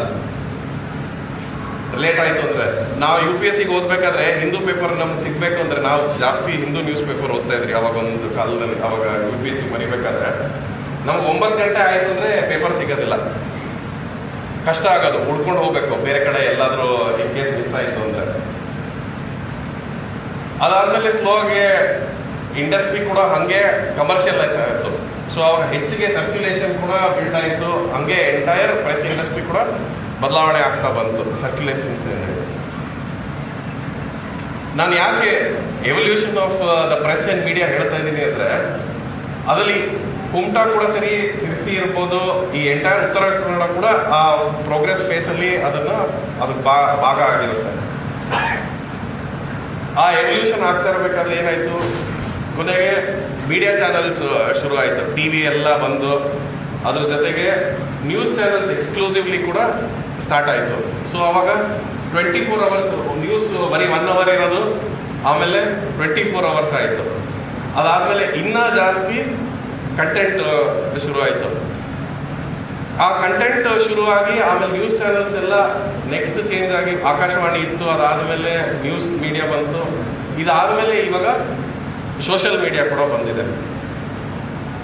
ನಾವು ಇದಲ್ಲೆಲ್ಲ ನೋಡಬೇಕಾದ್ರೆ ಏನು ಅಂದರೆ ಮೇನ್ ಇಂಪಾರ್ಟೆಂಟ್ ಪಾಯಿಂಟ್, ಎಲ್ಲ ಪತ್ರಕರ್ತರು ಆಯಾ ಸಮಯಕ್ಕೆ ಕಾಲಕ್ಕೆ ಅವರು ಅಡ್ಯಾಪ್ಟ್ ಆಗ್ತಾ ಬಂದಿದ್ದಾರೆ. ಅದೊಂದು ಮೆಚ್ಚಬೇಕಾಗಿದ್ದ ವಿಷಯ. ಯಾಕೆಂದರೆ ಅದೇ ಥರ ಆಡಿಯನ್ಸ್ ಕೂಡ ಇದ್ದಾರೆ, ಯಾರು ಓದ್ತಾರೆ ಪತ್ರಿಕೆಗಳು ಕೂಡ ಅವ್ರಿಗೆ ರೀಚ್ ಆಗೋ ಥರ ಮತ್ತು ಅವ್ರಿಗೆ ಅರ್ಥ ಆಗೋ ಥರ ಮತ್ತು ಅವ್ರಿಗೆ ಕೇಟರ್ ಆಗೋ ಥರ ಆ ಥರ ಪತ್ರಿಕೆಯಲ್ಲಿ ಕೂಡ ಬದಲಾವಣೆ ಆಗ್ತಾ ಬಂದಿದೆ. ಸೊ ಇದು ಯಾಕೆಂದರೆ ಬೇರೆ ಬೇರೆ ಒಂದೊಂದು ಸೆಕ್ಟರ್ ತೊಗೊಂಡ್ರೆ ಅಷ್ಟು ಬೇಗ ಅಡ್ಯಾಪ್ಟ್ ಆಗಲ್ಲ ಚೇಂಜಸ್ಗೆ, ತುಂಬ ಸಮಯ ತಗೊಳುತ್ತೆ. ಒಂದು ಜನ್ರೇಷನ್ ಚೇಂಜ್ ಆಗಬೇಕು, ಬದಲಾವಣೆ ಆಗಬೇಕು ಎಂಟೈರ್ ಅದನ್ನು ಇದು. ಬಟ್ ಆದರೆ ಪತ್ರಕರ್ತರಲ್ಲಿ ಆಯಾ ಸಮಯಕ್ಕೆ ತುಂಬಾ ಅವ್ರು ಬೇಗ ಬದಲಾವಣೆ ಆಗ್ತಾ ಬಂದಿದ್ದಾರೆ. ಅಂದರೆ ಅದ್ರ ಜೊತೆಗೆ ಅವರು ಜರ್ನಲಿಸಮ್ದು ವ್ಯಾಲ್ಯೂಸ್ ಆ್ಯಂಡ್ ಎಥಿಕ್ಸ್ ಇದೆಯಲ್ಲ ಅದನ್ನು ಮೇಂಟೈನ್ ಮಾಡ್ಕೊಂಡು ಬರೋದು ಅವ್ರದಲ್ಲಿ ನಾವು ಕಂಡುಬರ್ಬೋದು. ಎಸ್ಪೆಷಲಿ ನಾನು ಇಲ್ಲಿ ಉತ್ತರ ಕನ್ನಡದಲ್ಲಿ ನೋಡಿರೋದ್ರಲ್ಲಿ ಎಲ್ಲ ಪತ್ರಕರ್ತರಲ್ಲಿ ಯಾವಾಗಲೂ ಮಾತಾಡಬೇಕಾದ್ರೆ ಅವ್ರು ಹೇಳ್ತಾರೆ, they always C the good in people. ಅಂದರೆ ಒಂದು ವಿಷಯ ಬರೀಬೇಕಾದ್ರೆ ಇದ್ರದ್ದು ಇಂಪ್ಯಾಕ್ಟ್ ಏನಿರುತ್ತೆ ಜನರಿಗೆ. ನಾವು ಒಂದು ಒಳ್ಳೆ ವಿಷಯ ತೊಗೊಂಡು ಹೋಗ್ತೀವಿ, ಇದರಿಂದ ನಮ್ದು ಇಲ್ಲಿರೋ ಸಾರ್ವಜನಿಕರು ಅದನ್ನ ಅಪ್ರಿಷಿಯೇಟ್ ಮಾಡಬೇಕು, ಅದೇ ಸಮಯದಲ್ಲಿ ಅವ್ರದ್ದು ರೆಸ್ಪಾನ್ಸಿಬಿಲಿಟಿ ಕೂಡ ಬರಬೇಕು ಅಂತ ಹೇಳ್ತಾರೆ. ಇವಾಗ ಯಾವುದೇ ನಾವು ಸರ್ಕಾರ ಇರಲಿ, ನಾವು ಎಸ್ಪೆಷಲಿ ನಾನು ಕಾನೂನು ಇಲಾಖೆ, ಪೊಲೀಸ್ ಇಲಾಖೆ ಅಂತ ಹೇಳಬೇಕಾದ್ರೆ the best place is when each individual is self governed. Mahatma Gandhi ಅವರು ಕೂಡ ಹೇಳೋದು ಏನಂದ್ರೆ, ಇವಾಗ ಯಾವುದೇ ವ್ಯಕ್ತಿ ಇದ್ರೂ ಅವ್ರದ್ದೇ ಒಂದು ನಿಯಮಗಳು ಪಾಲನೆ ಮಾಡಬೇಕಾದ್ರೆ ಅವಾಗ ಇನ್ನೊಬ್ರಿಗೂ ತೊಂದರೆ ಕೊಡೋದಿಲ್ಲ. ಆಮೇಲೆ ಇಡೀ ಸಮಾಜದಲ್ಲಿ ಕೂಡ ಲಾ ಅಂಡ್ ಆರ್ಡರ್, ಕಾನೂನು ಬರುತ್ತೆ, ಎಲ್ಲ ತುಂಬ ಚೆನ್ನಾಗಿರುತ್ತೆ ಅನ್ನೋದು. ಇದು ಕೂಡ ನಮ್ಮ ಶಾಲೆಗಳಲ್ಲಿ ಮಕ್ಕಳು ಕೂಡ ಹೇಳ್ತಾ ಬರ್ತಾರೆ, self discipline is the best thing. ಎಲ್ಲಿ ಯಾರ ಕುಟುಂಬದಲ್ಲಿ ಕೂಡ ಸೆಲ್ಫ್ ಡಿಸಿಪ್ಲಿನ್ ಇರುತ್ತೆ, ಅದಲ್ಲಿ ಆ ಕುಟುಂಬದಲ್ಲಿ ಎಲ್ಲರೂ ಅಚೀವ್ ಮಾಡೋದು ತುಂಬ ಜಾಸ್ತಿ ಇರುತ್ತೆ, ಮೋರ್ ದೆನ್ ಯಾರಾದ್ರು. ಇವಾಗ ಎಲ್ಲಿ ಸೆಲ್ಫ್ ಡಿಸಿಪ್ಲಿನ್ ಇಲ್ಲ ಅನ್ನೋದು ಅದು ಬೇರೆ ಕಡೆ ಕೂಡ ಅದು ಎಲ್ಲ ಜೀವನದಲ್ಲಿ ಎಲ್ಲ ಕಡೆನೂ ಅದು ಕಂಡು ಬರೋದಿಲ್ಲ. ಆಮೇಲೆ ನಮ್ದು ಪೊಲೀಸ್ ಇಲಾಖೆಗೆ ಪತ್ರಕರ್ತರಿಂದ ಯಾವಾಗಲೂ ನಮಗೆ ತುಂಬಾನೇ ಸಪೋರ್ಟ್ ಇದೆ. ಯಾಕೆಂದ್ರೆ ಮೀಡಿಯಾ ಎಲ್ಲ ಪ್ರೆಸ್ ಇಲ್ಲ ಅಂದರೆ ಪೊಲೀಸ್ ಡಿಪಾರ್ಟ್ಮೆಂಟ್ ಫಂಕ್ಷನ್ ಆಗೋದು ಕೂಡ ಕಷ್ಟ. ಯಾಕೆಂದರೆ ನಮ್ಮದಲ್ಲಿ ಪ್ರತಿಯೊಂದು ವಿಷಯ ಏನೇನು ನಡೀತಾ ಇದೆ ಅಂತ ಒಂದು ಗಮನಕ್ಕೆ ತೊಗೊಂಬರೋದು, ಆಮೇಲೆ ಪ್ಲಸ್ ಕಾನೂನು ಬಗ್ಗೆ ಅರಿವು ಅಂತ ಜನರದು ಮುಟ್ಸೋಕ್ಕಾಗೋದು ಥ್ರೂ ಮೀಡಿಯಾದಿಂದನೇ, ಅಂದರೆ ಪತ್ರಕರ್ತರಿಂದನೇ. ಯಾಕೆಂದರೆ ನಾವು ಕೂಡ ಕಾನೂನು ಓದಬೇಕಾದ್ರೆ ನಾವೆಲ್ಲ ಒಂದೇ ದಿವಸದಲ್ಲಿ ತಿಳ್ಕೊಳಕ್ಕಾಗೋದಿಲ್ಲ. ನಾವು ಅದನ್ನೆಲ್ಲ ಪರೀಕ್ಷೆ ಬರೆದು ನಮ್ಗೆ ಅಷ್ಟು ಟ್ರೈನಿಂಗ್ ಆಗಿ ತಿಳುವಳಿಕೆ ಆಗುತ್ತೆ. ಬಟ್ ಅದು ಸರಳ ಭಾಷೆಯಾಗಿ ಜನಕ್ಕೆ ಮುಟ್ಟುವಂಥ ಒಂದು ಕರ್ತವ್ಯ ಅವರು ಮಾಡ್ತಾ ಬಂದಿದ್ದಾರೆ. ಇದರಿಂದ ಎಂಟೈರ್ ಸೊಸೈಟಿಗೆ ಅದು ಒಳ್ಳೆ ಬೆನಿಫಿಟ್ ಆಗುತ್ತೆ. ಯಾಕೆಂದರೆ ಅವಾಗ ನಾವೆಲ್ಲರೂ ಅವಾಗ ಲಿವ್ ಆ್ಯಂಡ್ ಲೆಟ್ ಲಿವ್ ಆ ಥರದ್ದು ಒಂದು ಪರಿಸ್ಥಿತಿ ಬರುತ್ತೆ. ಆಮೇಲೆ ಟು ಫಾಲೋ ರೂಲ್ಸ್ ಎಲ್ಲನೂ ಒಂದು ಸಮಾಜದ ಸೆಲ್ಫ್ ಕಂಟ್ರೋಲ್ ಆ ಥರ. ಯಾಕೆಂದರೆ ನಮ್ಮದು ರೇಷಿಯೋ ನೋಡಬೇಕಾದ್ರೆ, ಪೊಲೀಸ್ ಮತ್ತು ಪಾಪ್ಯುಲೇಷನ್ ರೇಷಿಯೋ ನೋಡಬೇಕಾದ್ರೆ ಜನಸಂಖ್ಯೆಗೆ ನಾವು ನೋಡಿದ್ರೆ ನಾವು ಇಷ್ಟು ಕಮ್ಮಿ ಫೋರ್ಸಲ್ಲಿ ನಾವು ಎಂಟೈರ್ ಜನತೆನ ನಾವು ಮ್ಯಾನೇಜ್ ಮಾಡಬೇಕಾಗುತ್ತೆ. ಸೊ ಇದರಲ್ಲಿ ಪೊಲೀಸ್ ಜೊತೆಗೆ ಕೂಡಿ ಅದು ಬಂದಿರೋದು ಪತ್ರಿಕೆ ಅವ್ರದ್ದು ಸಪೋರ್ಟಿಂದನೇ ಆಗೋದು ಇದೊಂದು. ಆಮೇಲೆ ಇದರ ಜೊತೆಗೆ ಇನ್ನೊಂದು ಏನಂದರೆ, ಪತ್ರಿಕೆಯಲ್ಲಿ ಜಸ್ಟ್ ಬರೀ ರೆಗ್ಯುಲರ್ ನ್ಯೂಸ್ ಅನ್ನೋದಕ್ಕಿಂತ there are lot of variety of news ಅಂತ ಹೇಳ್ಬೋದು. ಅಂದರೆ ಇವಾಗ ಒಬ್ರದ್ದು ಎಕ್ಸಾಮ್ ಪರೀಕ್ಷೆಗೆ ಹೋಗ್ತಾ ಇದ್ದಾರೆ ಅಂತಲೂ ಕೂಡ ಅವ್ರಿಗೊಂದು ಎಜುಕೇಷನ್ ಕೊಡೋ ಥರದ್ದು ಇದೆ. ಸೊ ಮಕ್ಕಳಿಂದ ಹಿಡಿದು ವಯಸ್ಸಾಗಿರೋ ಹಿರಿಯ ನಾಗರಿಕರವರೆಗೂ ಒಂದು ನ್ಯೂಸ್ ಪೇಪರ್ ಇವತ್ತು ಕೇಟರ್ ಮಾಡ್ತಾ ಇದೆ ಅವ್ರಿಗೆ ಅಂತ. ಸೊ ಪ್ರತಿಯೊಬ್ಬರು ಕೂಡ ಅದರಲ್ಲಿ ಪತ್ರಿಕರ್ತರು ಅವ್ರದ್ದೇ ಆದ ಒಂದು ನೀಶ್ ಅನ್ನೋದು ಒಂದು ಬಂದಿದೆ. ಇದರಿಂದ ನಮಗೆ ಇನ್ನೂ ಹೆಚ್ಚು ಮಕ್ಕಳು ಸ್ಟೂಡೆಂಟ್ಸ್ ಇಲ್ಲಿ ಇರೋರು ನಾಳೆ ಜರ್ನಲಿಸಮ್ ತಗೋಬೇಕು ಅಂತ ಕೇಳ್ಕೊತೀನಿ. ಯಾಕಂದರೆ ಇವಾಗ ಲಾರ್ಜರ್ ಆಡಿಯನ್ಸ್, ಇವಾಗ ಒಂದು ವಿಷಯ ಇವಾಗ ಕುಂಟಾಲ್ ನಡೀತು ಅಂದರೆ ಇಡೀ ಜಗತ್ತಿಗೆ ತಿಳಿಸ್ಬೇಕಾಗೋದು ಒಂದು ಪತ್ರಿಕೆಯ ಮೂಲಕನೇ ಇದಾಗಿದೆ. ಸೊ MLA ಸರ್ ಹೇಳ್ದಂಗೆ ಇದು ಈ ಪ್ರತಿ ವರ್ಷನೂ ಪತ್ರಿಕೆ ದಿನಾಚರಣೆ ಎಲ್ಲರಿಗೂ ಯಾರ್ಯಾರು ಒಳ್ಳೆ ಕೆಲಸ ಮಾಡ್ತಾರೆ ಇಲ್ಲಿ ಅವ್ರಿಗೆಲ್ಲರಿಗೂ ಖಂಡಿತವಾಗಿ ನೀವು ಮಾಡ್ತಾ ಬರಬೇಕು ಅಂತ ನಾನು ಕೂಡ ಕೇಳ್ಕೊಳ್ತೀನಿ. ಅವ್ರನ್ನ ಅಪ್ರಿಷಿಯೇಟ್ ಮಾಡಿ. ಆಮೇಲೆ ಈ ದಿವಸ ನಮ್ಮದು ಇಲಾಖೆಯ ಶ್ರೀ ಶ್ರೀಧರ್ ಮತ್ತು ಸಂಪತ್ ಅವರು ಕೂಡ ಅವ್ರ ಬಗ್ಗೆ ಅವರು ನಮಗೂ ಕೂಡ ಹೆಮ್ಮೆ ಆಗುತ್ತೆ. ಯಾಕಂದರೆ ವೆನ್ ಪಬ್ಲಿಕ್ ಅಪ್ರಿಷಿಯೇಟ್ಸ್ ಆ್ಯಂಡ್ ಪ್ರೆಸ್ ಕೂಡ ಕರೆದು ಅವ್ರಿಗೆ ಅಪ್ರಿಷಿಯೇಟ್ ಮಾಡಬೇಕಾದ್ರೆ they are all doing good work ಅನ್ನೋದು ನಮಗೂ ಕೂಡ ಗೊತ್ತಾಗುತ್ತೆ. ಇದ್ರ ಜೊತೆಗೆ ಈ ಒಂದು ಎರಡು ಮಾತು ಹೇಳ್ತಾ ನಾನು ಧನ್ಯವಾದ. ಕೆಪಿಸಿಸಿ ಪ್ರಧಾನ ಕಾರ್ಯದರ್ಶಿ ಸುಷ್ಮಾ ರಾಜಗೋಪಾಲ ರೆಡ್ಡಿ ಮಾತನಾಡಿ, ಪತ್ರಕರ್ತರು ಮತ್ತು ಜನಪ್ರತಿನಿಧಿಗಳು ಒಟ್ಟುಗೂಡಿ ಕೆಲಸ ಮಾಡಬೇಕು. ಇದರಿಂದ ಸಮಾಜದಲ್ಲಿ ಸೌಹಾರ್ದಯುತ ವಾತಾವರಣ ಬೆಳೆಯುವ ಜೊತೆಗೆ ಅಭಿವೃದ್ಧಿ ಸಾಧ್ಯವಾಗುತ್ತದೆ. ಕುಮಟಾ ಪತ್ರಕರ್ತರ ಕಾರ್ಯವೈಖರಿ ಬಗ್ಗೆ ತಮಗೆ ಹೆಮ್ಮೆ ಇದೆ. ಅವರ ಜೊತೆಗೆ ನಾನು ಬೆಂಬಲವಾಗಿರುತ್ತೇನೆ ಎಂದರು. ಇವತ್ತು ಈ ಒಂದು ಪತ್ರಿಕಾ ದಿನಾಚರಣೆಗೆ ನಮ್ಮನ್ನು ಕೂಡ ಆಹ್ವಾನ ಮಾಡಿದ್ದೀರಾ, ತುಂಬ ಸಂತೋಷದ ವಿಷಯ. ಪತ್ರಿಕೆಯವರು ನಮ್ಮನ್ನು ಸಹಕರಿಸಿದ್ದು ಮತ್ತು ಸಹಕರಿಸದೇ ಇದ್ರೂ ಯಾವುದೇ ರೀತಿ ಇದ್ರೂ ಕೂಡ ನಮಗೆ ನಷ್ಟನೇ. ಸಹಕರಿಸಿದರೆ ಮೇಲೆ ಹೋಗ್ತೀವಿ, ಸಹಕರಿಸದೆ ಹೋದರೆ ತಪ್ಪುಗಳನ್ನ ತಿದ್ದುಕೊಂಡು ಮೇಲೆ ಬರ್ತೀವಿ. ನಾನು ಸಿರ್ಸಿಯಲ್ಲಿ ನನ್ನ ಎಜುಕೇಷನ್ ಮಾಡುವಾಗ ಮತ್ತು ನನ್ನ ಪೊಲಿಟಿಕಲ್ ಕೆರಿಯರಲ್ಲಿ ಮಾಡುವಾಗ ನನಗೆ ಸಿರ್ಸಿಯಲ್ಲಿ ಕೂಡ ನನಗೆ ಪತ್ರಿಕೋದ್ಯಮ ನನ್ನನ್ನು ಒಂದು ಸ್ಥಾನಕ್ಕೆ ತಂದು ನಿಲ್ಲಿಸಿತ್ತು. ಈ ಕುಮಟಾದಲ್ಲೂ ಕೂಡ ಹಾಗೆಯೇ ನನ್ನ ಪತ್ರಿಕೆಯವರೆಲ್ಲರೂ ನನ್ನನ್ನು, ನಾನು ಏರಲ್ಲಿ ಬಂದಿದ್ದು, ನಾನು ಏನು ಕೆಲಸ ಮಾಡ್ತೀನಿ ಒಳ್ಳೆಯದನ್ನು ಮಾಡ್ತೀನಿ ಅಂದ್ರೂ ಅದಕ್ಕೆ ನನಗೆ ಸಪೋರ್ಟ್ ಮಾಡಿದ್ದಾರೆ, ನನ್ನನ್ನು ಗೌರವಿಸಿದ್ದಾರೆ. ನಾನು ಯಾರು ಅನ್ನೋದು ಕೂಡ ತಿಳಿಸ್ಕೊಟ್ಟಿದ್ದವ್ರು ಯಾರು ಇದ್ದರೆ ಪತ್ರಿಕೆಯವರೇ, ಎಲೆಕ್ಟ್ರಾನಿಕ್ ಮೀಡಿಯಾದವರೇ. ಹಾಗಾಗಿ ನಾನು ಅವ್ರಿಗೆ ಯಾವಾಗಲೂ ಚಿರಋಣಿ ಆಗಿರೋದಕ್ಕೆ ಇಷ್ಟಪಡ್ತೇನೆ. ಯಾವಾಗಲೂ ಸುಮಾರು ಇಲ್ಲಿ ಅಂತ ನಾನು ಹೇಳ್ತಾ ಇಲ್ಲ, ಕೆಲವು ಕಡೆ ಪತ್ರಿಕೆಯವರು, ಮೀಡಿಯಾದವರು ಕಮರ್ಷಿಯಲ್ ಕಡೆಯೂ ಕಮರ್ಷಿಯಲ್ ಆಗಿದ್ದಾರೆ. ಆದರೆ ನಾನು ನನ್ನ ಜಿಲ್ಲೆ ಬಗ್ಗೆ ಹೇಳಬೇಕು ಅಂದರೆ, ನನ್ನ ಜಿಲ್ಲೆಯವರು ತುಂಬ ಪಾಪದವರು ಅಂತ ಅನಿಸುತ್ತೆ ನನಗೆ. ನಮ್ಮ ಜಿಲ್ಲೆಯವರು ತುಂಬ ಸೂಕ್ಷ್ಮ ಜನ. ನಮ್ಮ ಜಿಲ್ಲೆಯವರಿಗೆ ಎಲ್ಲ ಗೊತ್ತಿರುತ್ತೆ, ಆದರೆ ಅದನ್ನು ಪತ್ರಿಕೆಯಲ್ಲಿ ಬರೀತಾರೆ ಹೌದು, ಆದರೆ ತಮ್ಮ ಜೀವನದಲ್ಲಿ ತುಂಬ ನೋವು ಕಷ್ಟಗಳನ್ನ ಅನುಭವಿಸಿ ಚಿಕ್ಕದಾಗಿ ಪೇಪರ್ಗಳಲ್ಲಿ ಆ್ಯಡ್ಗಳನ್ನ ಕೊಟ್ಕೊಂಡು ತುಂಬ ಚಿಕ್ಕದಾಗಿ ಅವರು ಇನ್ನೂ ಮೇಲ್ ಬರ್ತಾ ಇದ್ದಾರೆ. ಅಂಥವ್ರನ್ನ ಸಹಕರಿಸಬೇಕು. ಯಾರೇ ಆಗಲಿ ಒಳ್ಳೇದು ಮಾಡ್ತಾ ಇರುವಾಗ ಅವರನ್ನು ಒಳ್ಳೇದಾಗಲಿ ಅಂತ ಹೇಳಬೇಕು. ಇವಾಗ SP ಅವರು ತುಂಬ ಒಳ್ಳೆ ಮಾತುಗಳನ್ನ ಹೇಳಿದರು. ಅವರ ಮಾತುಗಳನ್ನ ಒಂದೊಂದು ಮಾತುಗಳು ಕೂಡ ತುಂಬ ವ್ಯಾಲ್ಯೂಯಬಲ್ ಆಗಿತ್ತು. ಯಾಕೆ ಅಂತಂದರೆ ಯಾವುದೇ ವಿಚಾರ ಒಂದು ಸಣ್ಣ ವಿಚಾರ, ಯಾವುದೇ ಸಣ್ಣ ವಿಚಾರ ಆಗಲಿ ಅದು ಎಲ್ಲರಿಗೂ ಮನದೊಟ್ಟ ಹಾಗೆ ಮನೆಯಲ್ಲಿ ಕೂಡ ಗೊತ್ತಾಗೋದು ಇದ್ದರೆ ಸೋಷಿಯಲ್ ಮೀಡಿಯಾದಿಂದ ಅಷ್ಟು ಜನರಿಗೆ ತಲುಪುತ್ತೆ. ಆದರೆ ಹಿರಿಯರಿರ್ತಾರೆ, ಅವರಿಗೆಲ್ಲ ತಲುಪಬೇಕಾದ್ರೆ ಪತ್ರಿಕೆನ ಓದ್ತಾರೆ.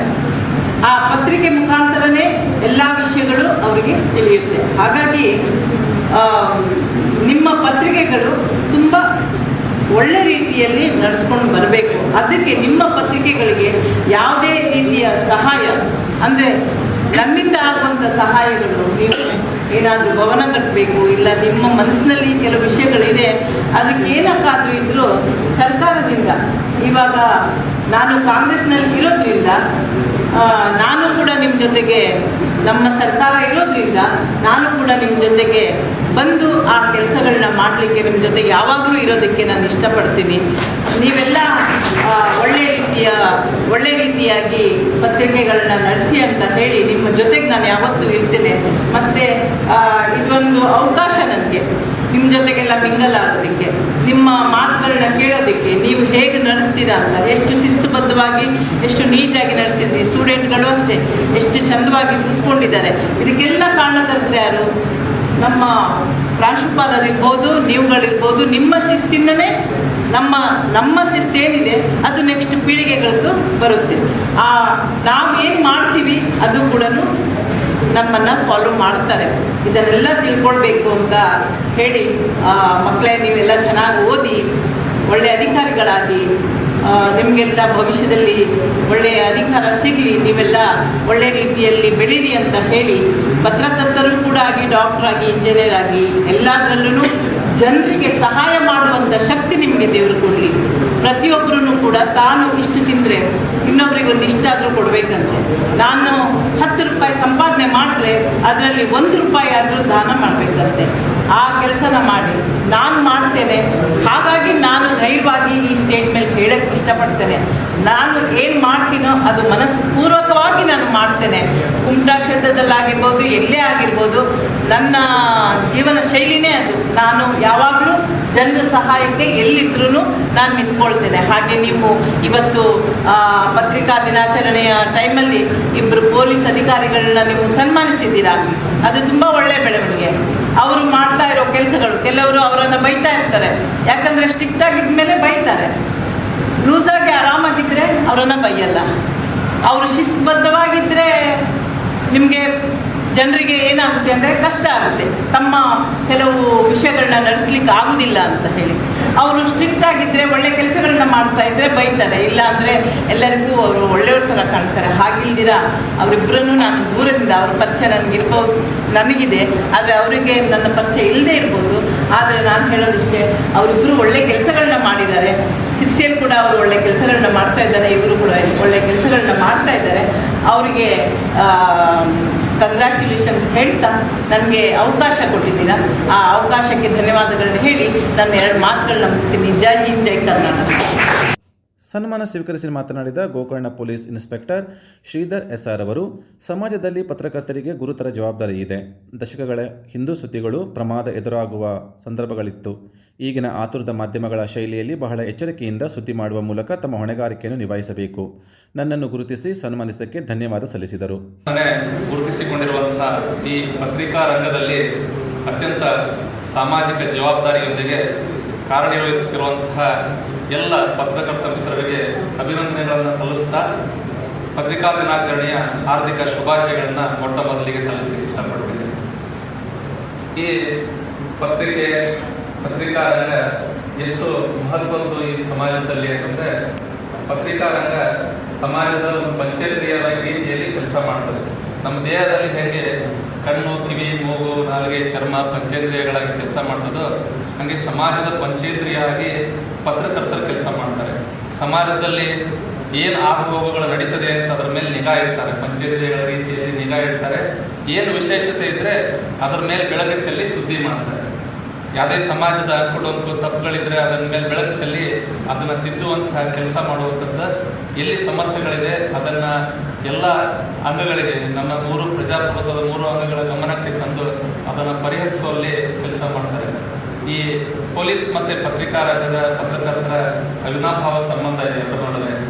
ನಾವು ಕಾನೂನು ಅರಿವು ಮೂಡಿಸುವಂಥ ಕೆಲಸ ಮಾಡ್ತೇವೆ, ಅಪರಾಧ ತಡೆಗಟ್ಟುವಂಥ ಕೆಲಸ ಮಾಡ್ತೇವೆ, ಜಾಗೃತಿ ಮೂಡಿಸುವಂಥ ಕೆಲಸ ಮಾಡ್ತಿರ್ತೇವೆ, ಸಮಾಜದಲ್ಲಿ ಶಾಂತಿ ಸುವ್ಯವಸ್ಥೆ ಮತ್ತು ಸಂಚಾರ ಸುವ್ಯವಸ್ಥೆನ ಕಾಪಾಡುವಂಥ ಕೆಲಸ ಮಾಡ್ತಿರ್ತೇವೆ. ಇದಕ್ಕೆ ಪ್ರಮುಖವಾದ ಕೊಡುಗೆ ಪತ್ರಕರ್ತರದಾಗಿರ್ತದೆ.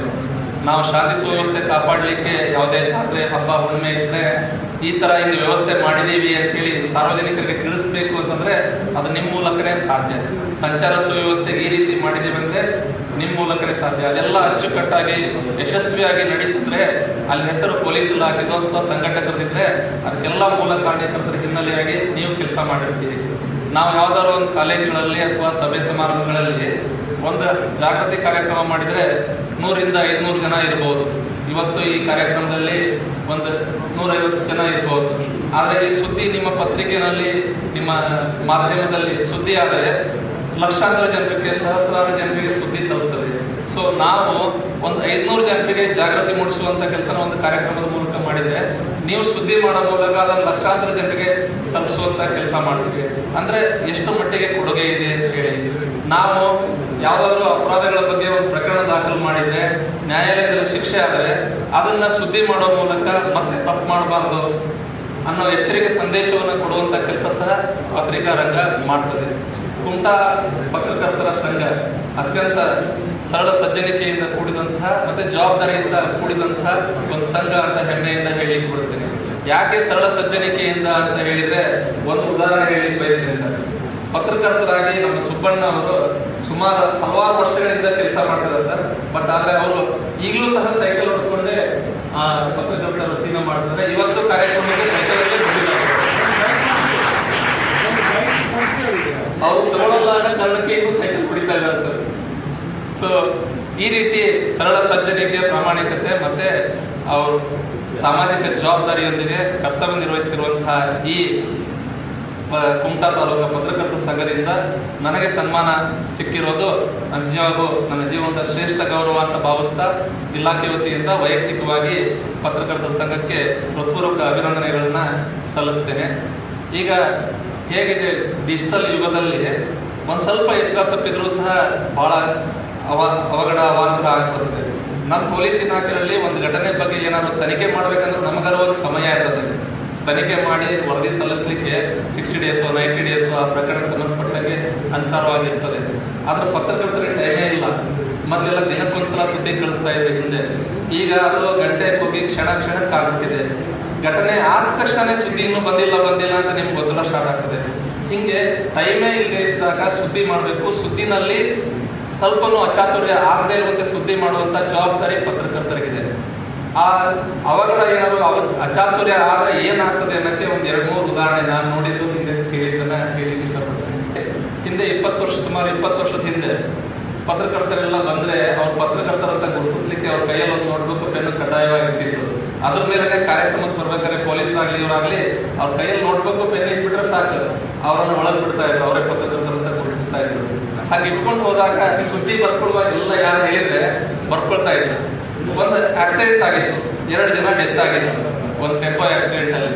ಆ ಆಕ್ಸಿಡೆಂಟ್ ಅಲ್ಲಿ ಒಬ್ಬ ಯುವ ಪತ್ರಕರ್ತರು ಏನ್ ಮಾಡಿದ್ರು, ಎಲ್ಲ ಬರ್ಕೊಂಡ್ರು ಸುದ್ದಿನ. ಅಪಘಾತ ಆಗಿದ್ದು ಎಲ್ಲಿ, ಮೃತಪಟ್ಟವ್ರು ಯಾರು, ಪ್ರಕರಣ ದಾಖಲಿಸಿದವ್ರು ಯಾರು ಅಂತೆಲ್ಲ ಬರೀತಿದ್ರು. ಅಲ್ಲಿ ಎಲ್ಲ ಸುದ್ದಿ ಮಾಡಿ ಸಂಜೆ ಕಳಿಸುವಾಗ ಮೃತಪಟ್ಟವರ ಕಾಲಮಲ್ಲಿ ಪ್ರಕರಣ ದಾಖಲಿಸಿದವರು ಹವಾಲ್ದಾರ್ ಹೆಸರು ಬಂದು, ಪ್ರಕರಣ ದಾಖಲಿಸಿದವರ ಹೆಸರಲ್ಲಿ ಮೃತಪಟ್ಟವರ ಹೆಸರು ಬಂದು, ಆ ಪತ್ರಿಕೆಗೆ ಹೋದ ತಕ್ಷಣ ಮೃತಪಟ್ಟವರು ಹವಾಲ್ದಾರ್ ಅಂತ ಅಂದ ತಕ್ಷಣನೇ ಅದನ್ನ ಅಲ್ಲಿ ಏನ್ ಮಾಡಿದ್ರು, ಇದು ಸೆನ್ಸೇಷನಲ್ ನ್ಯೂಸ್ ಅಂತೇಳಿ ಅದನ್ನ ಫ್ರಂಟ್ ಪೇಜಿಗೆ ಹೆಡ್ಲೈನ್ಸ್ ಅಲ್ಲಿ ತಗೊಂಡ ತಕ್ಷಣ ಅಲ್ಲಿ ಹವಾಲ್ದಾರ್ ಅಪಘಾತದಲ್ಲಿ ಕೋಟೆ ಹವಾಲ್ದಾರ್ ಮೃತ ಅಂತ ಬಂದು, ಸತ್ತಿರೋದು ಬೇರೆಯವರು, ಪ್ರಕರಣ ದಾಖಲಿಸ್ತಾರೆ ಇವರು. ಒಂದ್ ಸಣ್ಣ ಅಚಾತುರ್ಯದಿಂದ ಬಂದ ತಕ್ಷಣ ಅವ್ರ ಸಂಬಂಧಿಕರೆಲ್ಲ ಪೇಪರ್ ಓದಿ ನೋಡ್ಬಿಟ್ಟು ಹಾರ ತಗೊಂಡೆಲ್ಲ ಬರ್ತಾ ಇದ್ರು. ಇಲ್ಲ ಅವಾಗ ಫೋನ್ ಸಂಪರ್ಕ ಇಲ್ಲ, ಒಂದ್ ಸಣ್ಣ ಅಚಾತುರ್ಯ ಕಳಿಸುವಾಗ ಟೈಪ್ ಮಿಸ್ಟೇಕ್ ಆದ್ರೆ ಆಮೇಲೆ ಅಲ್ಲಿಯವರು ಅದು ಸೆನ್ಸೇಷನಲ್ ನ್ಯೂಸ್ ಅಂತ ಹೇಳಿ ಅದನ್ನ ಫ್ರಂಟ್ ಪೇಜ್ ತಗೊಂಡ್ರೆ 20 ವರ್ಷದಿಂದನೇ ಅಚಾತುರ್ಯ. ನಾನೇ ಅನುಕೂಲದಲ್ಲಿ ಕೆಲಸ ಮಾಡುವಾಗ ಒಂದು ಘಟನೆ ನಡೀತು. ಬೇಲಿಕೆರೆಯಿಂದ ಒಂದು ಹುಡುಗಿ ಬೈಕ್ ನಲ್ಲಿ ಬರ್ತಾ ಇದ್ರು, ಹಿಂದ್ಗಡೆ ಒಂದು ಟೆಂಪೋ ಬರ್ತಾ ಇತ್ತು. ಅವ್ರದ್ದು ಪರ್ಸ್ ಬಿದ್ದೋಗ್ಬಿಟ್ಟು ಹುಡುಗಿದು ಬಿದ್ದೋದಂದ್ರೆ ಟೆಂಪೋ ಡ್ರೈವರ್ ನಿಲ್ಲಿಸ್ಬಿಟ್ಟು ಅದನ್ನ ತಗೊಂಡು ಅದು 40,000 ರೂಪಾಯಿ ಕ್ಯಾಶ್ ಇತ್ತು, ಗೋಲ್ಡ್ ಚೈನು ಮತ್ತು ಅವ್ರ ಡೆಬಿಟ್ ಕಾರ್ಡ್ ಕ್ರೆಡಿಟ್ ಕಾರ್ಡ್ ಎಲ್ಲ ಇತ್ತು. ಅದು ಸಿಕ್ಕ ನಂತರ ತಗೊಂಡ್ರು, ಇವ್ರ ಬೈಕ್ ಗೊತ್ತಾಗಿಲ್ಲ, ಹೋಗ್ಬಿಟ್ರು ಸುದ. ಅವ್ರು ಟೆಂಪೋ ಬಂದ ತಕ್ಷಣ ಅನುಕೂಲ ಬಸ್ ಸ್ಟ್ಯಾಂಡ್ ಅಲ್ಲಿ ಜನರನ್ನ ಇಳಿಸಿದ ಮೇಲೆ ಸ್ಟೇಷನ್ಗೆ ಬಂದ್ಬಿಟ್ಟು, ಸರಿ ನನಗೆ ಸಿಕ್ತು, ಯಾರೋ ಇಬ್ರು ಬೈಕಲ್ಲಿ ಹೋಗ್ತಾ ಇದ್ರು, ಅವ್ರು ಬಿತ್ತು, ಬಟ್ ಅವ್ರು ನಿಲ್ಲಿಸದೆ ಹೋಗ್ಬಿಟ್ರು ಅಂತ ಕೊಟ್ಟರು. ಅಷ್ಟರಲ್ಲಿ ಕಳ್ಕೊಂಡಿರೋರು ಪೊಲೀಸ್ ಸ್ಟೇಷನ್ಗೆ ಬಂದರು. ಬಂದ ನಂತರ ಸೇಮ್ 40,000 ಮತ್ತೆ ಗೋಲ್ಡ್ ಚೈನು ಇದೆಲ್ಲ ಅವ್ರದ್ದು ವ್ಯಾಲ್ಯೂಬಲ್ ಐಟಮ್ಸ್ ಇರುವಂಥ ಪರ್ಸನ್ನ ಇವ್ರು ತಂದು ಕೊಟ್ಟರು. ಹಿಂಗೆ ಚಾಲಕ ಪ್ರಾಮಾಣಿಕತೆ ಮೆರೆದಿದ್ದಾರೆ ಅಂತಂದ್ರೆ ನಾವು ಅವ್ರಿಗೆ ಸನ್ಮಾನ ಮಾಡಬೇಕು, ಅದನ್ನ ಪ್ರೇರೇಪಣೆ ಮತ್ತು ಶ್ರುತಿ ಆಗಬೇಕಂತೀವಿ. ಅದೇ ಟೈಮಿಗೆ ಪತ್ರಕರ್ತರು ಸ್ಟೇಷನ್ಗೆ ಬಂದಿದ್ರು. ಅವ್ರೇನಾದ್ರು ಸನ್ಮಾನ ಮಾಡುವಾಗ, ಸರ್ ನಾವಿದನ್ನು ಸುದ್ದಿ ಮಾಡ್ತೀವಿ ಅಂತ ಒಂದು ಫೋಟೋ ತಕ್ಕೊಂಡ್ರು, ಸುದ್ದಿ ಮಾಡ್ತೀವಿ ಅಂತ ಫೋಟೋ ತಕ್ಕೊಂಡ್ರು. ಹಂಗೆ ಲೇಟ್ ಆಗಿ ಪತ್ರಕರ್ತರು ಬಂದರು, ಇಷ್ಟು ಜನ ಬಂದರು. ಅವ್ರ ಪ್ರಾಮಾಣಿಕತೆ ಮೆರೆದ ಚಾಲಕ ಅಂತ ಸುದ್ದಿನೂ ಬಂತು ಫೋಟೋದಲ್ಲಿ. ಆದರೆ ಒಟ್ಟಿಗೆ ಫೋಟೋದಲ್ಲಿ ನಿಂತಾಗ ಆ ಹುಡುಗಿ ಏನಿದ್ರಲ್ಲ ಬೈಕಲ್ಲಿ ಪತ್ರ ಕಳ್ಕೊಂಡು ಲೀಡಿ, ಅವ್ರ ಪಕ್ಕದಲ್ಲಿ ಅವ್ರ ಫ್ರೆಂಡ್ ಇದ್ದಿದ್ರು. ಪೇಪರಲ್ಲಿ ಏನಾಗ್ಬಿಡ್ತು, ಅವ್ರ ಪತಿ ಅಂತ ಬಂದ್ಬಿಡ್ತು. ಅವ್ರು ಆ್ಯಕ್ಚುಲಿ ಅವ್ರ ಫ್ರೆಂಡ್ ಆಗಿದ್ರು. ಅಪ್ಪ ಚಿತ್ರದಲ್ಲಿ ಯಾರ್ಯಾರಿದ್ದಾರೆ ಅಂತ ಬರೆಯುವಾಗ ಪೊಲೀಸ್ ನಿರೀಕ್ಷಕರು, PSI ಮತ್ತು ಯಾರು ಸನ್ಮಾನಿತರು ಯಾರು ಅಂತ ಬರೆಯುವಾಗ ಆ ಹುಡುಗಿ ಫ್ರೆಂಡಿಗೆ ಅವರ ಪತಿ ಅಂತ ಬಂದ್ಬಿಟ್ಟಿರೋದ್ರಿಂದ ಆ ಸುದ್ದಿ ಆಮೇಲೆ ಅವರ ಅಲ್ಲಿಂದ ಸುದ್ದಿ ಹೋಯ್ತು. ಸುದ್ದಿ ಹೋದ ನಂತರ ಅವರು ಸರ್ ಎಲ್ಲ ಕರೆಕ್ಟ್ ಆಗಿದೆ, ಪ್ರಾಮಾಣಿಕತೆ ಮೆರೆದ ಚಾಲಕ ಅಂತ ಸುದ್ದಿ ಇದೆ, ಆದರೆ ಇಲ್ಲಿ ಪಕ್ಕದಲ್ಲಿ ಅವರ ಪತಿ ಇದ್ದಾರೆ ಅಂತ ಬಂತಲ್ಲ, ಅವ್ರೇನು ಮದುವೆ ಆಗಿರಲಿಲ್ಲ, ಫ್ರೆಂಡ್ ಆಗಿದ್ರು. ಸೊ ಅದು ಅವ್ರಿಗೆ ಎಷ್ಟು ಎಫೆಕ್ಟ್ ಆಯ್ತು ಅಂದ್ರೆ 2-3 ವರ್ಷ ಮದುವೆನೇ ಆಗಲಿಲ್ಲ. ಸರ್ ನಿಜಾನ ಸರ್ ಅದು ನಿಜಾನ ಸರ್, ಅವ್ರ ಪತಿನ ಸರ್ ಮದುವೆ ಆಗಿಲ್ಲ ಸರ್, ಯಾಕೆ ಅಂತ ಕೇಳಿದ್ರು. ಅಂದ್ರೆ ಸಣ್ಣ ಜಾಗ್ರತೆ ತಪ್ಪಿದ್ರೆ ಎಲ್ಲ ಸುದ್ದಿ ಚೆನ್ನಾಗಿ ಬರುತ್ತಿರೋದು. ಸಣ್ಣ ಅಚಾತುರ್ಯ ಆದರೂ ಸಹ ದೊಡ್ಡ ಪ್ರಮಾದ ಆಗಿರುತ್ತದೆ. ಶಿರ್ಸಿನಲ್ಲೂ ಸುಮಾರು ಒಂದು 6-7 ವರ್ಷದ ಹಿಂದೆ ಒಂದು ರೋಟರಿ ಕ್ಲಬ್ದು ಪದಾಧಿಕಾರಿಗಳು ಆಯ್ಕೆ ಆಗಿತ್ತು. ಆಯ್ಕೆ ಆದಾಗ ಅದೇ ಟೈಮ್ನಲ್ಲಿ 6 ಜನ ದರೋಡೆಗಾರರು ಬಂಧನ ಆಗಿದ್ರು. ಇವರು 6 ಜನ ಇದ್ರು. ಸುದ್ದಿನೂ ಕಳಿಸಿದ್ರು, ಆ ಸುದ್ದಿನೂ ಕಳಿಸಿದ್ರು. ಅಲ್ಲಿ ಹಾಕುವಾಗ ಪತ್ರಿಕೆಯಲ್ಲಿ ದರೋಡೆಗಾರರ ಬಂಧನ ಅನ್ನೋ ಸುದ್ದಿ ಕೆಳಗೆ ಫೋಟೋ ರೋಟರಿ ಕ್ಲಬ್ನವ್ರು ಬಂದರು. ರೋಟರಿ ಕ್ಲಬ್ ಪದಾಧಿಕಾರಿಗಳ ಆಯ್ಕೆ ಅನ್ನೋ ಸುದ್ದಿನಲ್ಲಿ ದರೋಡೆಗಾರರ ಫೋಟೋ ಬಂದು ಸಿಂಗಲ್ ಫೋಟೋ ಇರೋದು.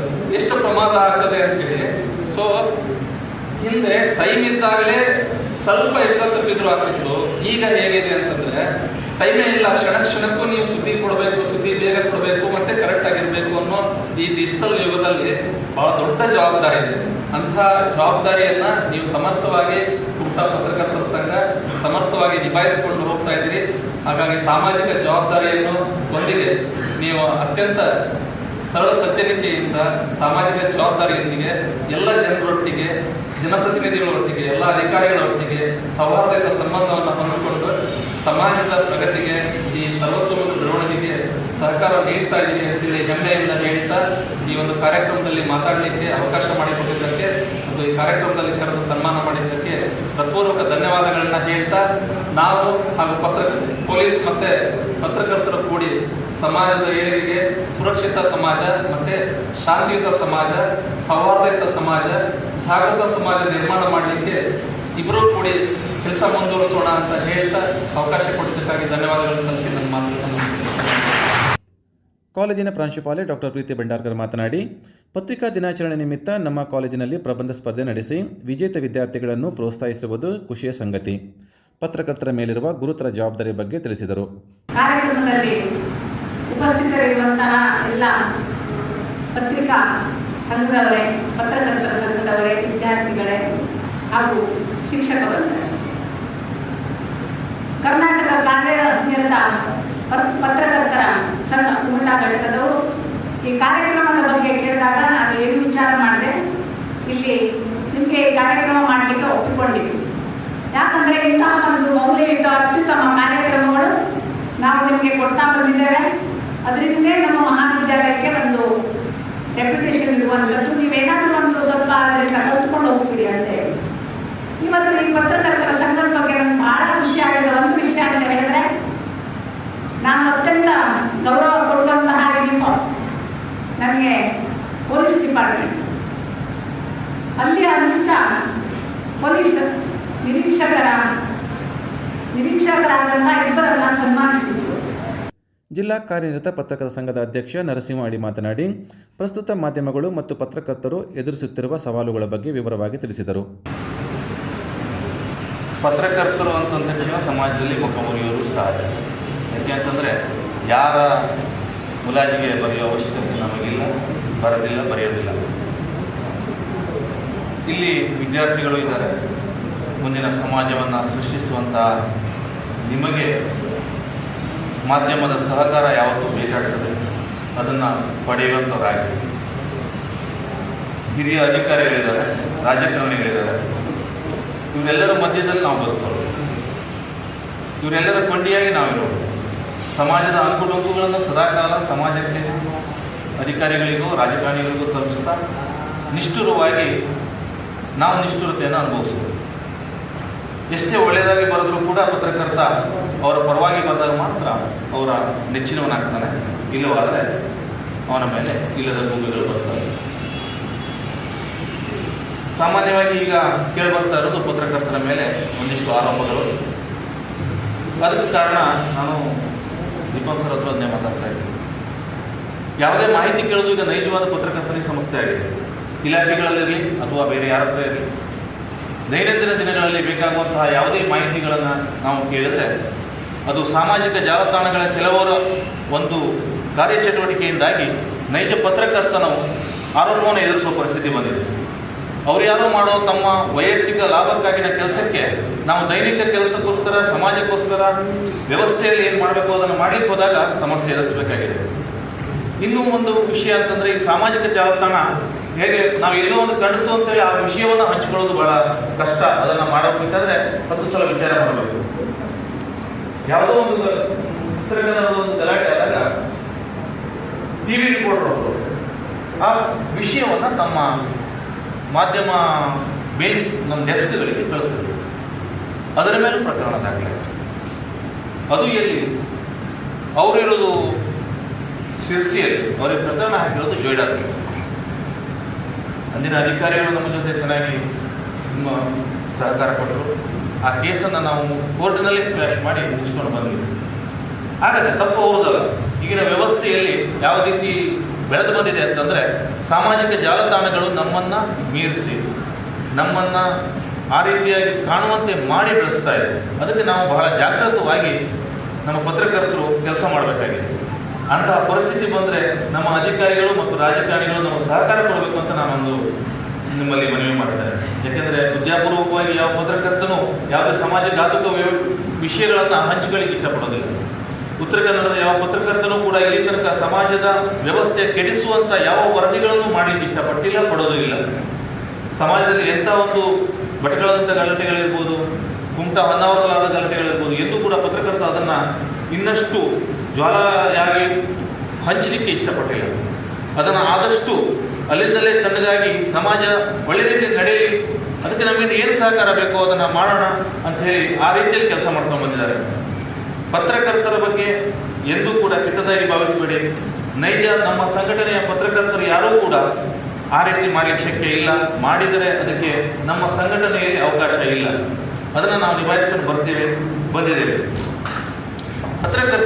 ಪತ್ರಿಕೆಗಳು ನಡೆಯುವುದು ನಿಮ್ಮೆಲ್ಲರಿಂದ ಪತ್ರಿಕೆಯನ್ನು ಕೊಂಡು ಓದಿ. ಪತ್ರಿಕೆ ಇವತ್ತು ಬಹಳ ಕಷ್ಟಕರ ಸಮಾಜ ವ್ಯವಸ್ಥೆಯಲ್ಲಿ ಇದೆ, ಆದರೆ ಖಂಡಿತ ಉಳಿತದೆ. ಎಷ್ಟೋ ಮಂದಿ ಹೇಳ್ತಾರೆ ಪತ್ರಿಕೆಗಳು ಉಳಿಯೋದಿಲ್ಲ ಅಂತ. ಸಾಧ್ಯ ಇಲ್ಲ. ಪತ್ರಿಕೆಗಳು ಒಂದು ದಾಖಲೆ, ಇತಿಹಾಸ ಮತ್ತು ಮುಂದಿನ ಪೀಳಿಗೆಗೆ ಮಾರ್ಗದರ್ಶನವನ್ನು ಕೊಡೋದು ಪತ್ರಿಕೆಗಳು ಮಾತ್ರ. ಉಳಿದ ಎಲ್ಲ ಮಾಹಿತಿಗಳು ಬಂದು ಹೋಗ್ಬಿಡುತ್ತದೆ. ಪತ್ರಿಕೆಯಲ್ಲಿ ಏನು ದಾಖಲೆ ಆಗ್ತದೋ ಪ್ರತಿಯೊಂದು ಶಬ್ದ ಕೂಡ ಮುಂದಿನ ತಲೆಮಾರಿಗೆ ಅದೊಂದು ಐತಿಹಾಸಿಕ ದಾಖಲೆಯಾಗಿ ಉಳಿತದೆ. ಯಾವುದೇ ಒಂದು ವಿಷಯ ಉಳಿಬೇಕು ಅಂತಂದ್ರೆ ಅದು ಪತ್ರಿಕೆ ಅಥವಾ ಒಂದು ಸಾಮಾಜಿಕ ಸಾಂಸ್ಕೃತಿಕ ವ್ಯವಸ್ಥೆಯಲ್ಲಿ ಇರಬೇಕಾಗ್ತದೆ. ಆ ದಾಖಲೆಗಳಿಲ್ಲ ಅಂತಂದರೆ ಮುಂದಿನ ಜನರೇಷನ್ ಉಳಿಯೋದು ಕಷ್ಟ ಆಗ್ತದೆ. ಅದೇ ರೀತಿ ನಿಮಗೆ ಯಾವುದೇ ಮಾಹಿತಿಗಳು ಎಲ್ಲೇ ಬೇಕಾದರೂ ನೋಡಿ, ಪತ್ರಿಕೆಗಳ ಒಂದು ತುಣುಕು ಕೂಡ ಇವತ್ತು ಇತಿಹಾಸದಲ್ಲಿ ಎಷ್ಟೋ ಒಂದು ಒಳ್ಳೆಯ ಕೆಲಸ ಮಾಡಿದೆ ಹೇಳೋದಕ್ಕೆ ನಮಗೆ ಬೇಕಷ್ಟು ಪುರಾವೆಗಳು ಸಿಗ್ತದೆ. ಬ್ರಿಟಿಷರ ಕಾಲದಿದ್ದು ಅದರ ಹಿಂದಿನೂ ಕೂಡ ಒಂದಿಷ್ಟು ತುಣುಕುಗಳೇ ನಮಗೆ ಇವತ್ತು ರಕ್ಷಿಸ್ಕೊಂಡು ಬಂದಿರೋದು. ಡಿಜಿಟಲ್ ಮೀಡಿಯಾ ಎಷ್ಟೇ ಫಾಸ್ಟಾಗಿ ಏನೇ ಮಾಡ್ಕೊಂಡು ಬರಲಿ, ಆದರೆ ದಾಖಲೆಯಾಗಿ ಉಳಿಯೋದು ಮಾತ್ರ ಪತ್ರಿಕೆಗಳು. ಆ ಪತ್ರಿಕೆಗಳನ್ನು ಉಳಿಸಲಿಕ್ಕೆ ನಿಮ್ಮೆಲ್ಲರ ಸಹಕಾರ ಬೇಕು. ಪ್ರತಿಯೊಬ್ಬರೂ ಕೂಡ ಪತ್ರಿಕೆಗಳನ್ನು ಕೊಂಡು ಓದಿ. ನಾವೇನು ಡಿಜಿಟಲ್ ಯುಗದ ಅಥವಾ ಡಿಜಿಟಲ್ ವ್ಯವಸ್ಥೆಯ ವಿರೋಧಿಗಳಲ್ಲ. ನಮ್ಮ ಜೊತೆ ನಮ್ಮ ಡಿಜಿಟಲ್ ಮೀಡಿಯಾಗಳು ಕೂಡ ಕೆಲಸ ಮಾಡ್ತಾ ಇದ್ದಾರೆ. ಅದಕ್ಕೆ ನಾವೇನು ವಿರುದ್ಧ ಮಾಡಿಕೊಂಡು ಅಥವಾ ಅದು ಕೆಲಸ ಮಾಡಬಾರ್ದು ಅಂತೇಳಿ ಮಾಡ್ಕೊಂಡು ಬಂದಿಲ್ಲ. ಅದರೊಳಗೆ ಕೆಲವರು ಸಮಾಜಘಾತುಕ ವ್ಯವಸ್ಥೆಯನ್ನು ಮಾಡ್ಕೊಂಡು ಹೋಗ್ತಾ ಇದ್ದಾರೆ. ಅದನ್ನು ಮಾಡಲಿಕ್ಕೆ ಕೊಡಬೇಡಿ, ಅಂಥದ್ದನ್ನು ಬೇಡ. ನಮಗೆ ಮಾಧ್ಯಮಕ್ಕೆ ಒಂದು ಗೌರವ ಇದೆ, 4ನೇ ಕಂಬ ಅಂತೇಳಿ. ಆ ಕಂಬವಾಗಿ ನಾವು ಸ್ಥಿರವಾಗಿ ನಿಂತು ಸಮಾಜಕ್ಕೆ ಮತ್ತು ವ್ಯವಸ್ಥೆಗೆ ಬದ್ಧರಾಗಿ ನಡ್ಕೊಂಡು ಹೋಗುವಂಥ ಒಂದು ಜವಾಬ್ದಾರಿಯುತ ಕೆಲಸ ನಾವು ಮಾಡ್ತೇವೆ. ಉತ್ತರ ಕನ್ನಡ ಜಿಲ್ಲೆಯ ಪತ್ರಕರ್ತರು ಗುರುತಿಸಿಕೊಳ್ಳದ ಇದ್ದ ಕ್ಷೇತ್ರಗಳಿಲ್ಲ.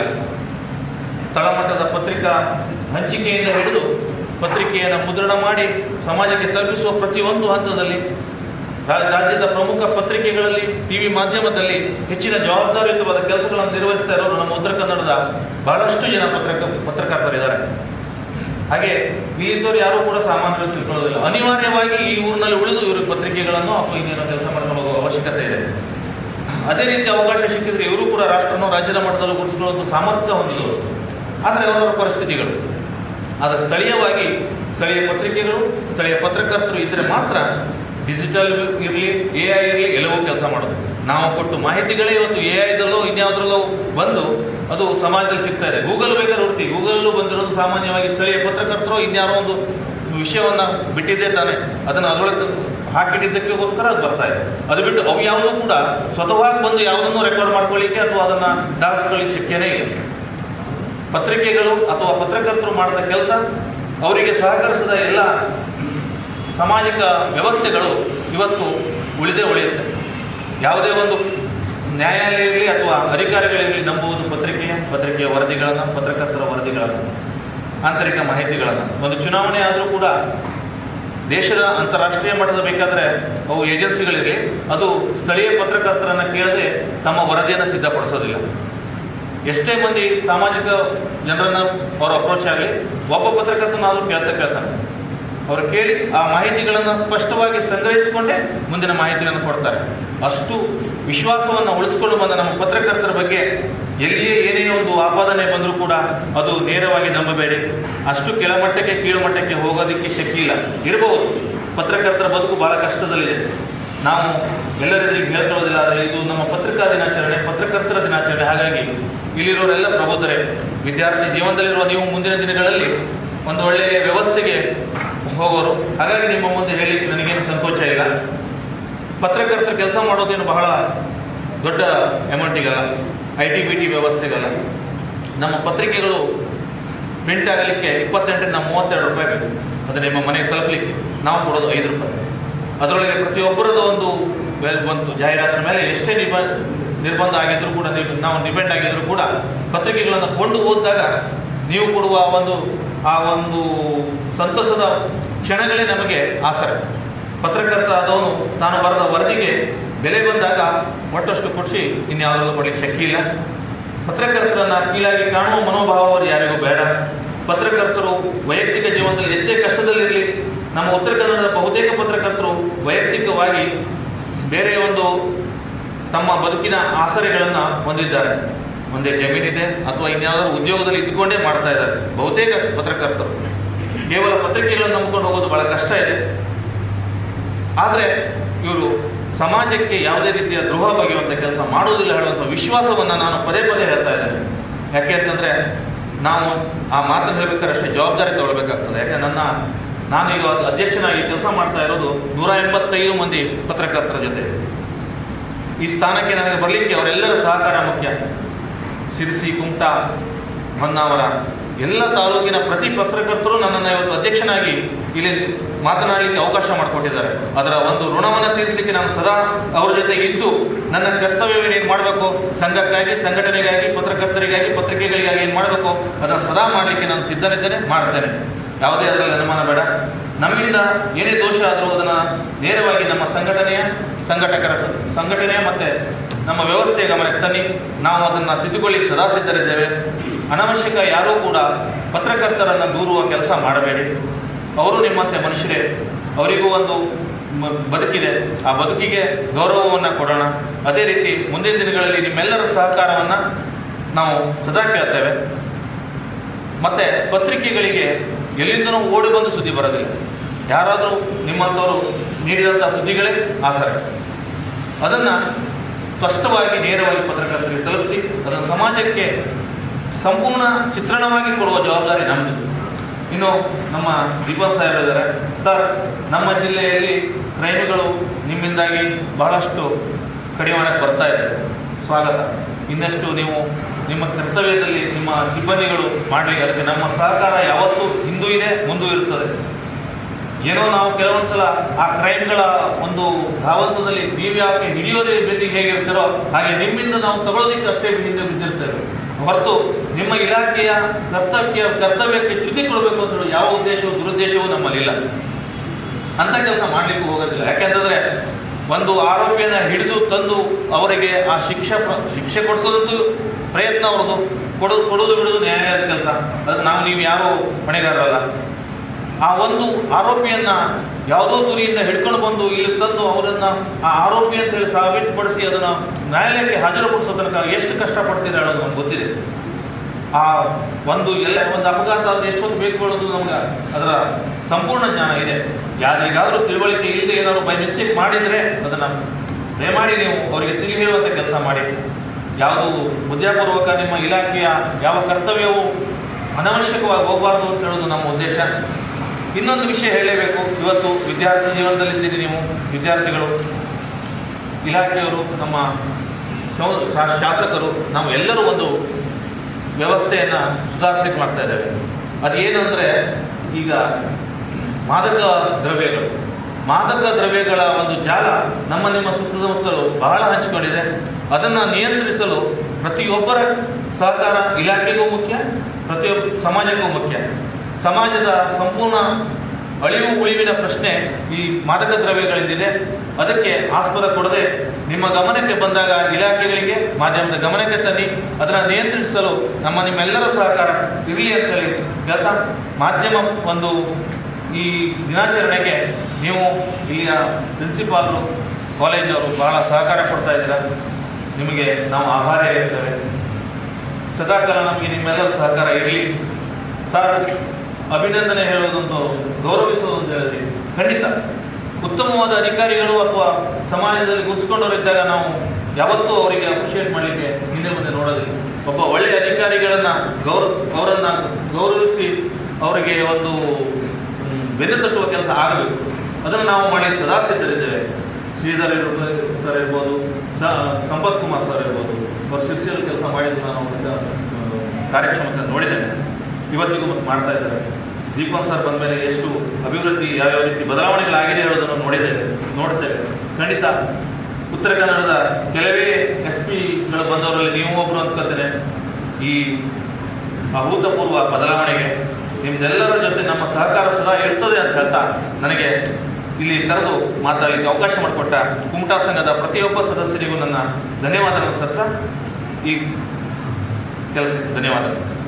ಕಾರ್ಯಕ್ರಮದ ಅಧ್ಯಕ್ಷತೆ ವಹಿಸಿದ ತಾಲೂಕಾ ಪತ್ರಕರ್ತರ ಸಂಘದ ಅಧ್ಯಕ್ಷ ಅನ್ಸಾರ್ ಶೇಖ್ ಮಾತನಾಡಿ, ಪತ್ರಿಕೆಗಳ ಇತಿಹಾಸ, ನಡೆದು ಬಂದ ಹಾದಿಗಳ ಬಗ್ಗೆ ಮಾತನಾಡುವ ಜತೆಗೆ ಅಧಿಕಾರಿಗಳು, ಜನಪ್ರತಿನಿಧಿಗಳು ಮತ್ತು ಪತ್ರಕರ್ತರು ಸಮಾಜದ ಕೊಂಡಿಯಂತೆ ಕಾರ್ಯನಿರ್ವಹಿಸಬೇಕಾಗಿದೆ ಎಂದರು.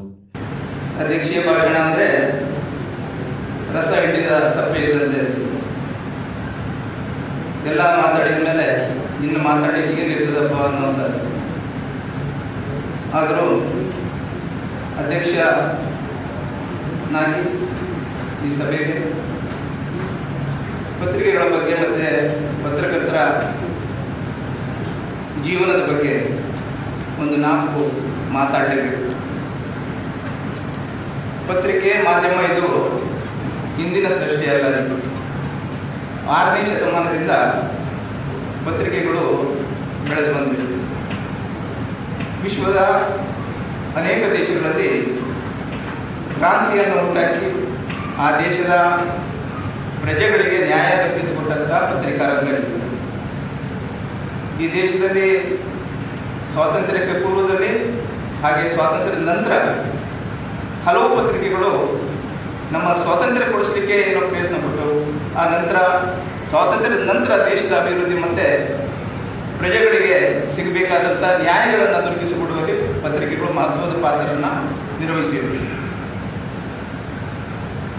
ಪತ್ರಿಕಾ ರಂಗ ನಮ್ಮ ಸಂವಿಧಾನದ 4ನೇ ಅಂಗ ಅಂತಾರೆ. ನಿಜವಾಗಲೂ ಅಂಬೇಡ್ಕರ್ ಅವರು ಒಬ್ಬ ಸಮರ್ಥ ಪತ್ರಕರ್ತರು. ಪತ್ರಿಕೆಯಲ್ಲಿ ಏನಿದೆ, ಪತ್ರಿಕೆ ಮಹತ್ವ ಏನು, ಪತ್ರಿಕೆಯಿಂದ ಏನು ಮಾಡಲಿಕ್ಕೆ ಸಾಧ್ಯ ಅನ್ನೋದನ್ನು ಅವರು ಮನಗಂಡಿದ್ದರು. ಹಾಗಾಗಿ ಸಂವಿಧಾನದಲ್ಲಿ ಪತ್ರಿಕಾ ರಂಗಕ್ಕೆ ಒಂದು ವಿಶೇಷ ಅವಕಾಶಗಳನ್ನು ಕಲ್ಪಿಸಿಕೊಟ್ಟಿದೆ. ನಿಜವಾಗ್ಲೂ ಹೇಳಬೇಕಂದ್ರೆ ಸ್ವಾತಂತ್ರ್ಯದ ನಂತರ ನಮ್ಮ ಸಂವಿಧಾನದ ವಿಧಿಗಳಲ್ಲಿ 106ನೇ ಬಾರಿ ತಿದ್ದುಪಡಿಯಾಗಿದೆ. ಸಂಸದೀಯ ವ್ಯವಸ್ಥೆ ಮತ್ತು ಶಾಸಕಾಂಗ ವ್ಯವಸ್ಥೆಯಲ್ಲಿ ಅಮೂಲಾಗ್ರ ಬದಲಾವಣೆಗಳಾಗಿವೆ. ಆದರೆ ಇಲ್ಲಿವರೆಗೂ ಪತ್ರಿಕಾದಲ್ಲಿ ಒಂದೇ ಒಂದು ತಿದ್ದುಪಡಿಯಾಗಿದೆ. ಹಾಗಾಗಿ ಈ ಪತ್ರಿಕಾ ರಂಗದಲ್ಲಿ ಕೆಲಸ ಮಾಡೋರು, ಪತ್ರಕರ್ತ ಸ್ನೇಹಿತರು, ಇವರ ಯೋಗಕ್ಷೇಮ, ಇವರ ಸುರಕ್ಷತೆ, ಇವರ ಭದ್ರತೆ, ಇವರ ಭವಿಷ್ಯ ನಿಜವಾಗಲೂ ಇನ್ನೂ ಡೋಲಾಯಮಾನವಾಗಿ. ಹಾಗಾಗಿ ಇದು ಕೇವಲ ದೇಶದ ಪ್ರಶ್ನೆ ಅಲ್ಲ, ಇಡೀ ವಿಶ್ವದಲ್ಲಿ ನಾವು ಇವತ್ತು ನೋಡ್ತಾ ಇದ್ದೇವೆ. ಪಶ್ಚಿಮ ಏಷ್ಯಾ ಯುದ್ಧದಲ್ಲಿ ಕಳೆದ 2 ವರ್ಷದಲ್ಲಿ ಸುಮಾರು 100 ಅಗ್ರ ಶ್ರೇಣಿಯ ಪತ್ರಕರ್ತರನ್ನು ಕೊಲೆ ಮಾಡಲಾಗಿದೆ. ಇದು ಇಡೀ ವಿಶ್ವವನ್ನೇ ಬೆಚ್ಚುಗೊಳಿಸಿದೆ. ಆದರೆ ಇವತ್ತು ಭದ್ರತಾ ಮಂಡಳಿಯಾಗಲಿ, ವಿಶ್ವಸಂಸ್ಥೆಯಾಗಲಿ, ಯಾವುದೇ ದೇಶವನ್ನಾಗಲಿ ಈ ಬಗ್ಗೆ ಚಕಾರವಾಗ್ತಾ ಇಲ್ಲ. ಹಾಗೆ ಗ್ರಾಮೀಣ ಭಾಗದಿಂದ ಕೂಡ ಸ್ಥಳೀಯವಾಗಿ ಸಹ ಇಲ್ಲಿ ಕೆಲಸ ಮಾಡುವ ಪತ್ರಕರ್ತರು ತನ್ನ ಜೀವವನ್ನು ಅಂಗೈಲಿಟ್ಟು ಕೆಲವೊಮ್ಮೆ ಕೆಲಸ ಮಾಡುವಂಥ ಪರಿಸ್ಥಿತಿಗಳಿರ್ತದೆ. ಆ ಸಂದರ್ಭದಲ್ಲಿ ನಮಗೆ ಗಂಡಾಂತರ ಬಂದಾಗ ನಮ್ಮ ರಕ್ಷಣೆಗೆ ಅಥವಾ ನಮ್ಮ ಸಹಾಯಕ್ಕೆ ಬರುವವರು ಯಾರೂ ಇರುವುದಿಲ್ಲ. ನಮ್ಮ ಪತ್ರಿಕಾ ಸಂಸ್ಥೆಯ ಮುಖ್ಯಸ್ಥರು ಅವ್ರು ಯಾರೂ ಜವಾಬ್ದಾರಿ ತಗೊಳ್ಳೋದಿಲ್ಲ. ಒಂದು ಕಡೆ ಸರ್ಕಾರ, ಇನ್ನೊಂದು ಕಡೆ ಪೊಲೀಸ್ ಇಲಾಖೆ, ಅವ್ರದ್ದೇ ಆದ ಕಟ್ಟಡಗಳು, ನಿಯಮಾವಳಿಗಳಿರ್ತದೆ. ಸೊ ಅದರಿಂದ ನಮಗೆ ನಿಜವಾದ ಒಂದು ಬಿಗುವಾದ ಒಂದು ಭದ್ರತಾ ವ್ಯವಸ್ಥೆ ಈ ಪತ್ರಿಕಾ ಮಾಧ್ಯಮದಲ್ಲಿ ಇನ್ನು ಕಾಣಲಿಕ್ಕೆ ಸಾಧ್ಯ ಆಗಲಿಲ್ಲ. ಹಾಗಾಗಿ ಸ್ವಾತಂತ್ರ್ಯ ನಂತರ ಸಹ ನಮಗೆ ಪತ್ರಿಕೆಗಳಿಗೆ ಬಹಳ ಸ್ವಾಯತ್ತತೆ ಬಂದಿಲ್ಲ.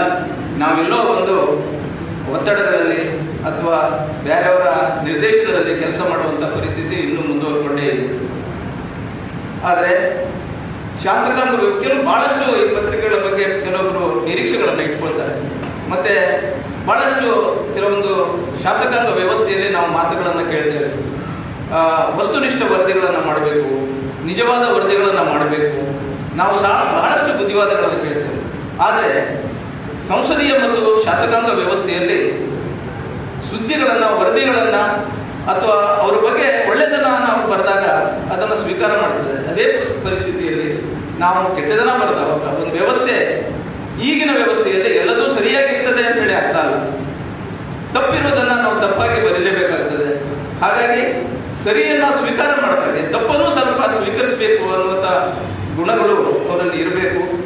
ಆದಾಗ ಮಾತ್ರ ನಮ್ಮ ಬರವಣಿಗೆಗೂ ಬೆಲೆ ಬರ್ತದೆ, ನಮ್ಮ ವೃತ್ತಿಗೂ ಮಾನ್ಯತೆ ಸಿಗ್ತದೆ. ಹಾಗಾಗಿ ಇಂದಿನ ಈ ಮಾಧ್ಯಮ ಪರಿಸ್ಥಿತಿ ಮಾಧ್ಯಮ ನಮ್ಮ ಸ್ನೇಹಿತರ ಪರಿಸ್ಥಿತಿ ಭಾಳ ಗಂಭೀರವಾಗಿಕೊಂಡಿದೆ. ನಮಗೆ ಯಾವುದೇ ಭವಿಷ್ಯದ ಭದ್ರತೆಗಳಿಲ್ಲ. ಆ ಕಾರಣದಿಂದ ನಾವಿನ್ನೂ ಭಾಳ ಜವಾಬ್ದಾರಿಯುತವಾಗಿ ಕೆಲಸ ಮಾಡಬೇಕಾಗಿದೆ. ನಮ್ಮದು ಮತ್ತು ಪೊಲೀಸ್ ಇಲಾಖೆ ಭಾಳ ಅವಿನಾಭಾವ ಸಂಬಂಧ ಇದೆ. ಮೊದಲೆಲ್ಲ ಪೊಲೀಸರು ಒಂದು ಕೊಲೆ ಆದಾಗ ಅವರಿಗೆ ಯಾವುದೋ ಆರೋಪಿ ಸಿಗದಿದ್ದಾಗ ಪತ್ರಕರ್ತರ ಮೊರೆ ಹೊತ್ತು ಅನೇಕ ಪ್ರಕರಣಗಳಿದೆ. ಪತ್ರಕರ್ತರು ಅನೇಕ ಕೊಲೆ ಪ್ರಕರಣಗಳನ್ನು ಪೊಲೀಸರಿಗೆ ಮಾಹಿತಿ ಕೊಟ್ಟು ಹಿಡಿಸಿದ್ದು ಇದೆ. ಸೊ ಹೀಗಾಗಿ ಪತ್ರಕರ್ತರ ಮತ್ತು ಪೊಲೀಸರ ಸಂಬಂಧ ಭಾಳ ಅವಿನಾಭಾವದ ಸಂಬಂಧ ಅದು. ಆ ಸಂಬಂಧ ಈಗ ಕೆಲವು ಸಂದರ್ಭಗಳಲ್ಲಿ ಸಂಪರ್ಕದ ಕೊರತೆಯಿಂದ ಹಾಗೆ ಆಗ್ತಾ ಇಲ್ಲ. ಅದನ್ನು ಗಟ್ಟಿಯಾಗಬೇಕಾಗಿದೆ. ಒಂದು ಸಮಾಜ ಸುಸ್ಥಿರವಾಗಿ ಮುಂದುವರಿಬೇಕಾದ್ರೆ ಆ ಸಂಬಂಧಗಳಿರಬೇಕು. ಅನ್ಯಾಯಗಳು, ಕೊಲೆ, ಸುಲಿಗೆಗಳು, ಅಕ್ರಮ ಚಟುವಟಿಕೆಗಳು ಇದನ್ನು ನಿಗ್ರಹಿಸಬೇಕಾದ್ರೆ ನಾವು ಸಮಾಜದ ಕಣ್ಣಾಗಿ ಕೆಲಸ ಮಾಡಬೇಕಾಗ್ತದೆ. ಆ ಸಂದರ್ಭದಲ್ಲಿ ಪೊಲೀಸ್ ಮತ್ತು ಮಾಧ್ಯಮದವರು ಒಟ್ಟಾಗಿ ಕೆಲಸ ಮಾಡಿದರೆ ಇನ್ನಷ್ಟು ನಾವು ಒಳ್ಳೆಯ ಕೆಲಸಗಳನ್ನು ಮಾಡಬಹುದು ಅನ್ನುವಂಥದ್ದು ನನ್ನ ಅಭಿಪ್ರಾಯ.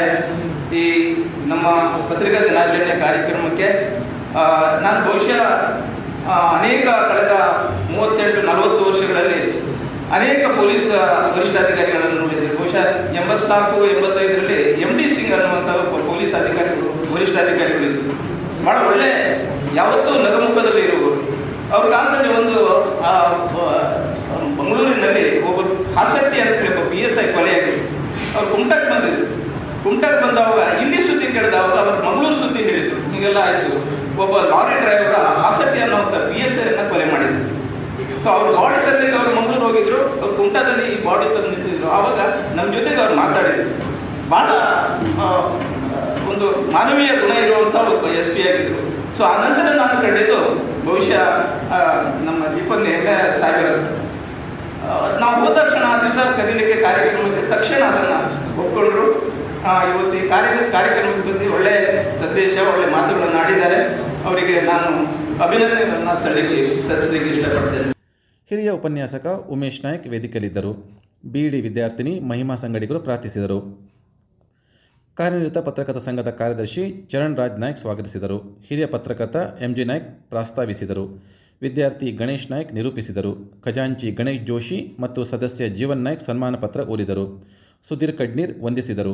ಹೊನ್ನಾವರ ತಾಲೂಕಾ ಕಾರ್ಯನಿರತ ಪತ್ರಕರ್ತರ ಸಂಘದ ಅಧ್ಯಕ್ಷ VP ಮೇಸ್ತಾ, ಜಿಲ್ಲಾ ಉಪಾಧ್ಯಕ್ಷ ಮಾರುತಿ ನಾಯ್ಕ್, ಕುಮಟಾ ತಾಲೂಕಾ ಉಪಾಧ್ಯಕ್ಷ ರಾಘವೇಂದ್ರ ದಿವಾಕರ್, ಪತ್ರಕರ್ತರು, ಸಂಘದ ಸದಸ್ಯರು ಸಹಕರಿಸಿದರು. ಶ್ರೀ ಮಂಜುನಾಥ ನ್ಯೂಸ್, ಕುಮಟಾ.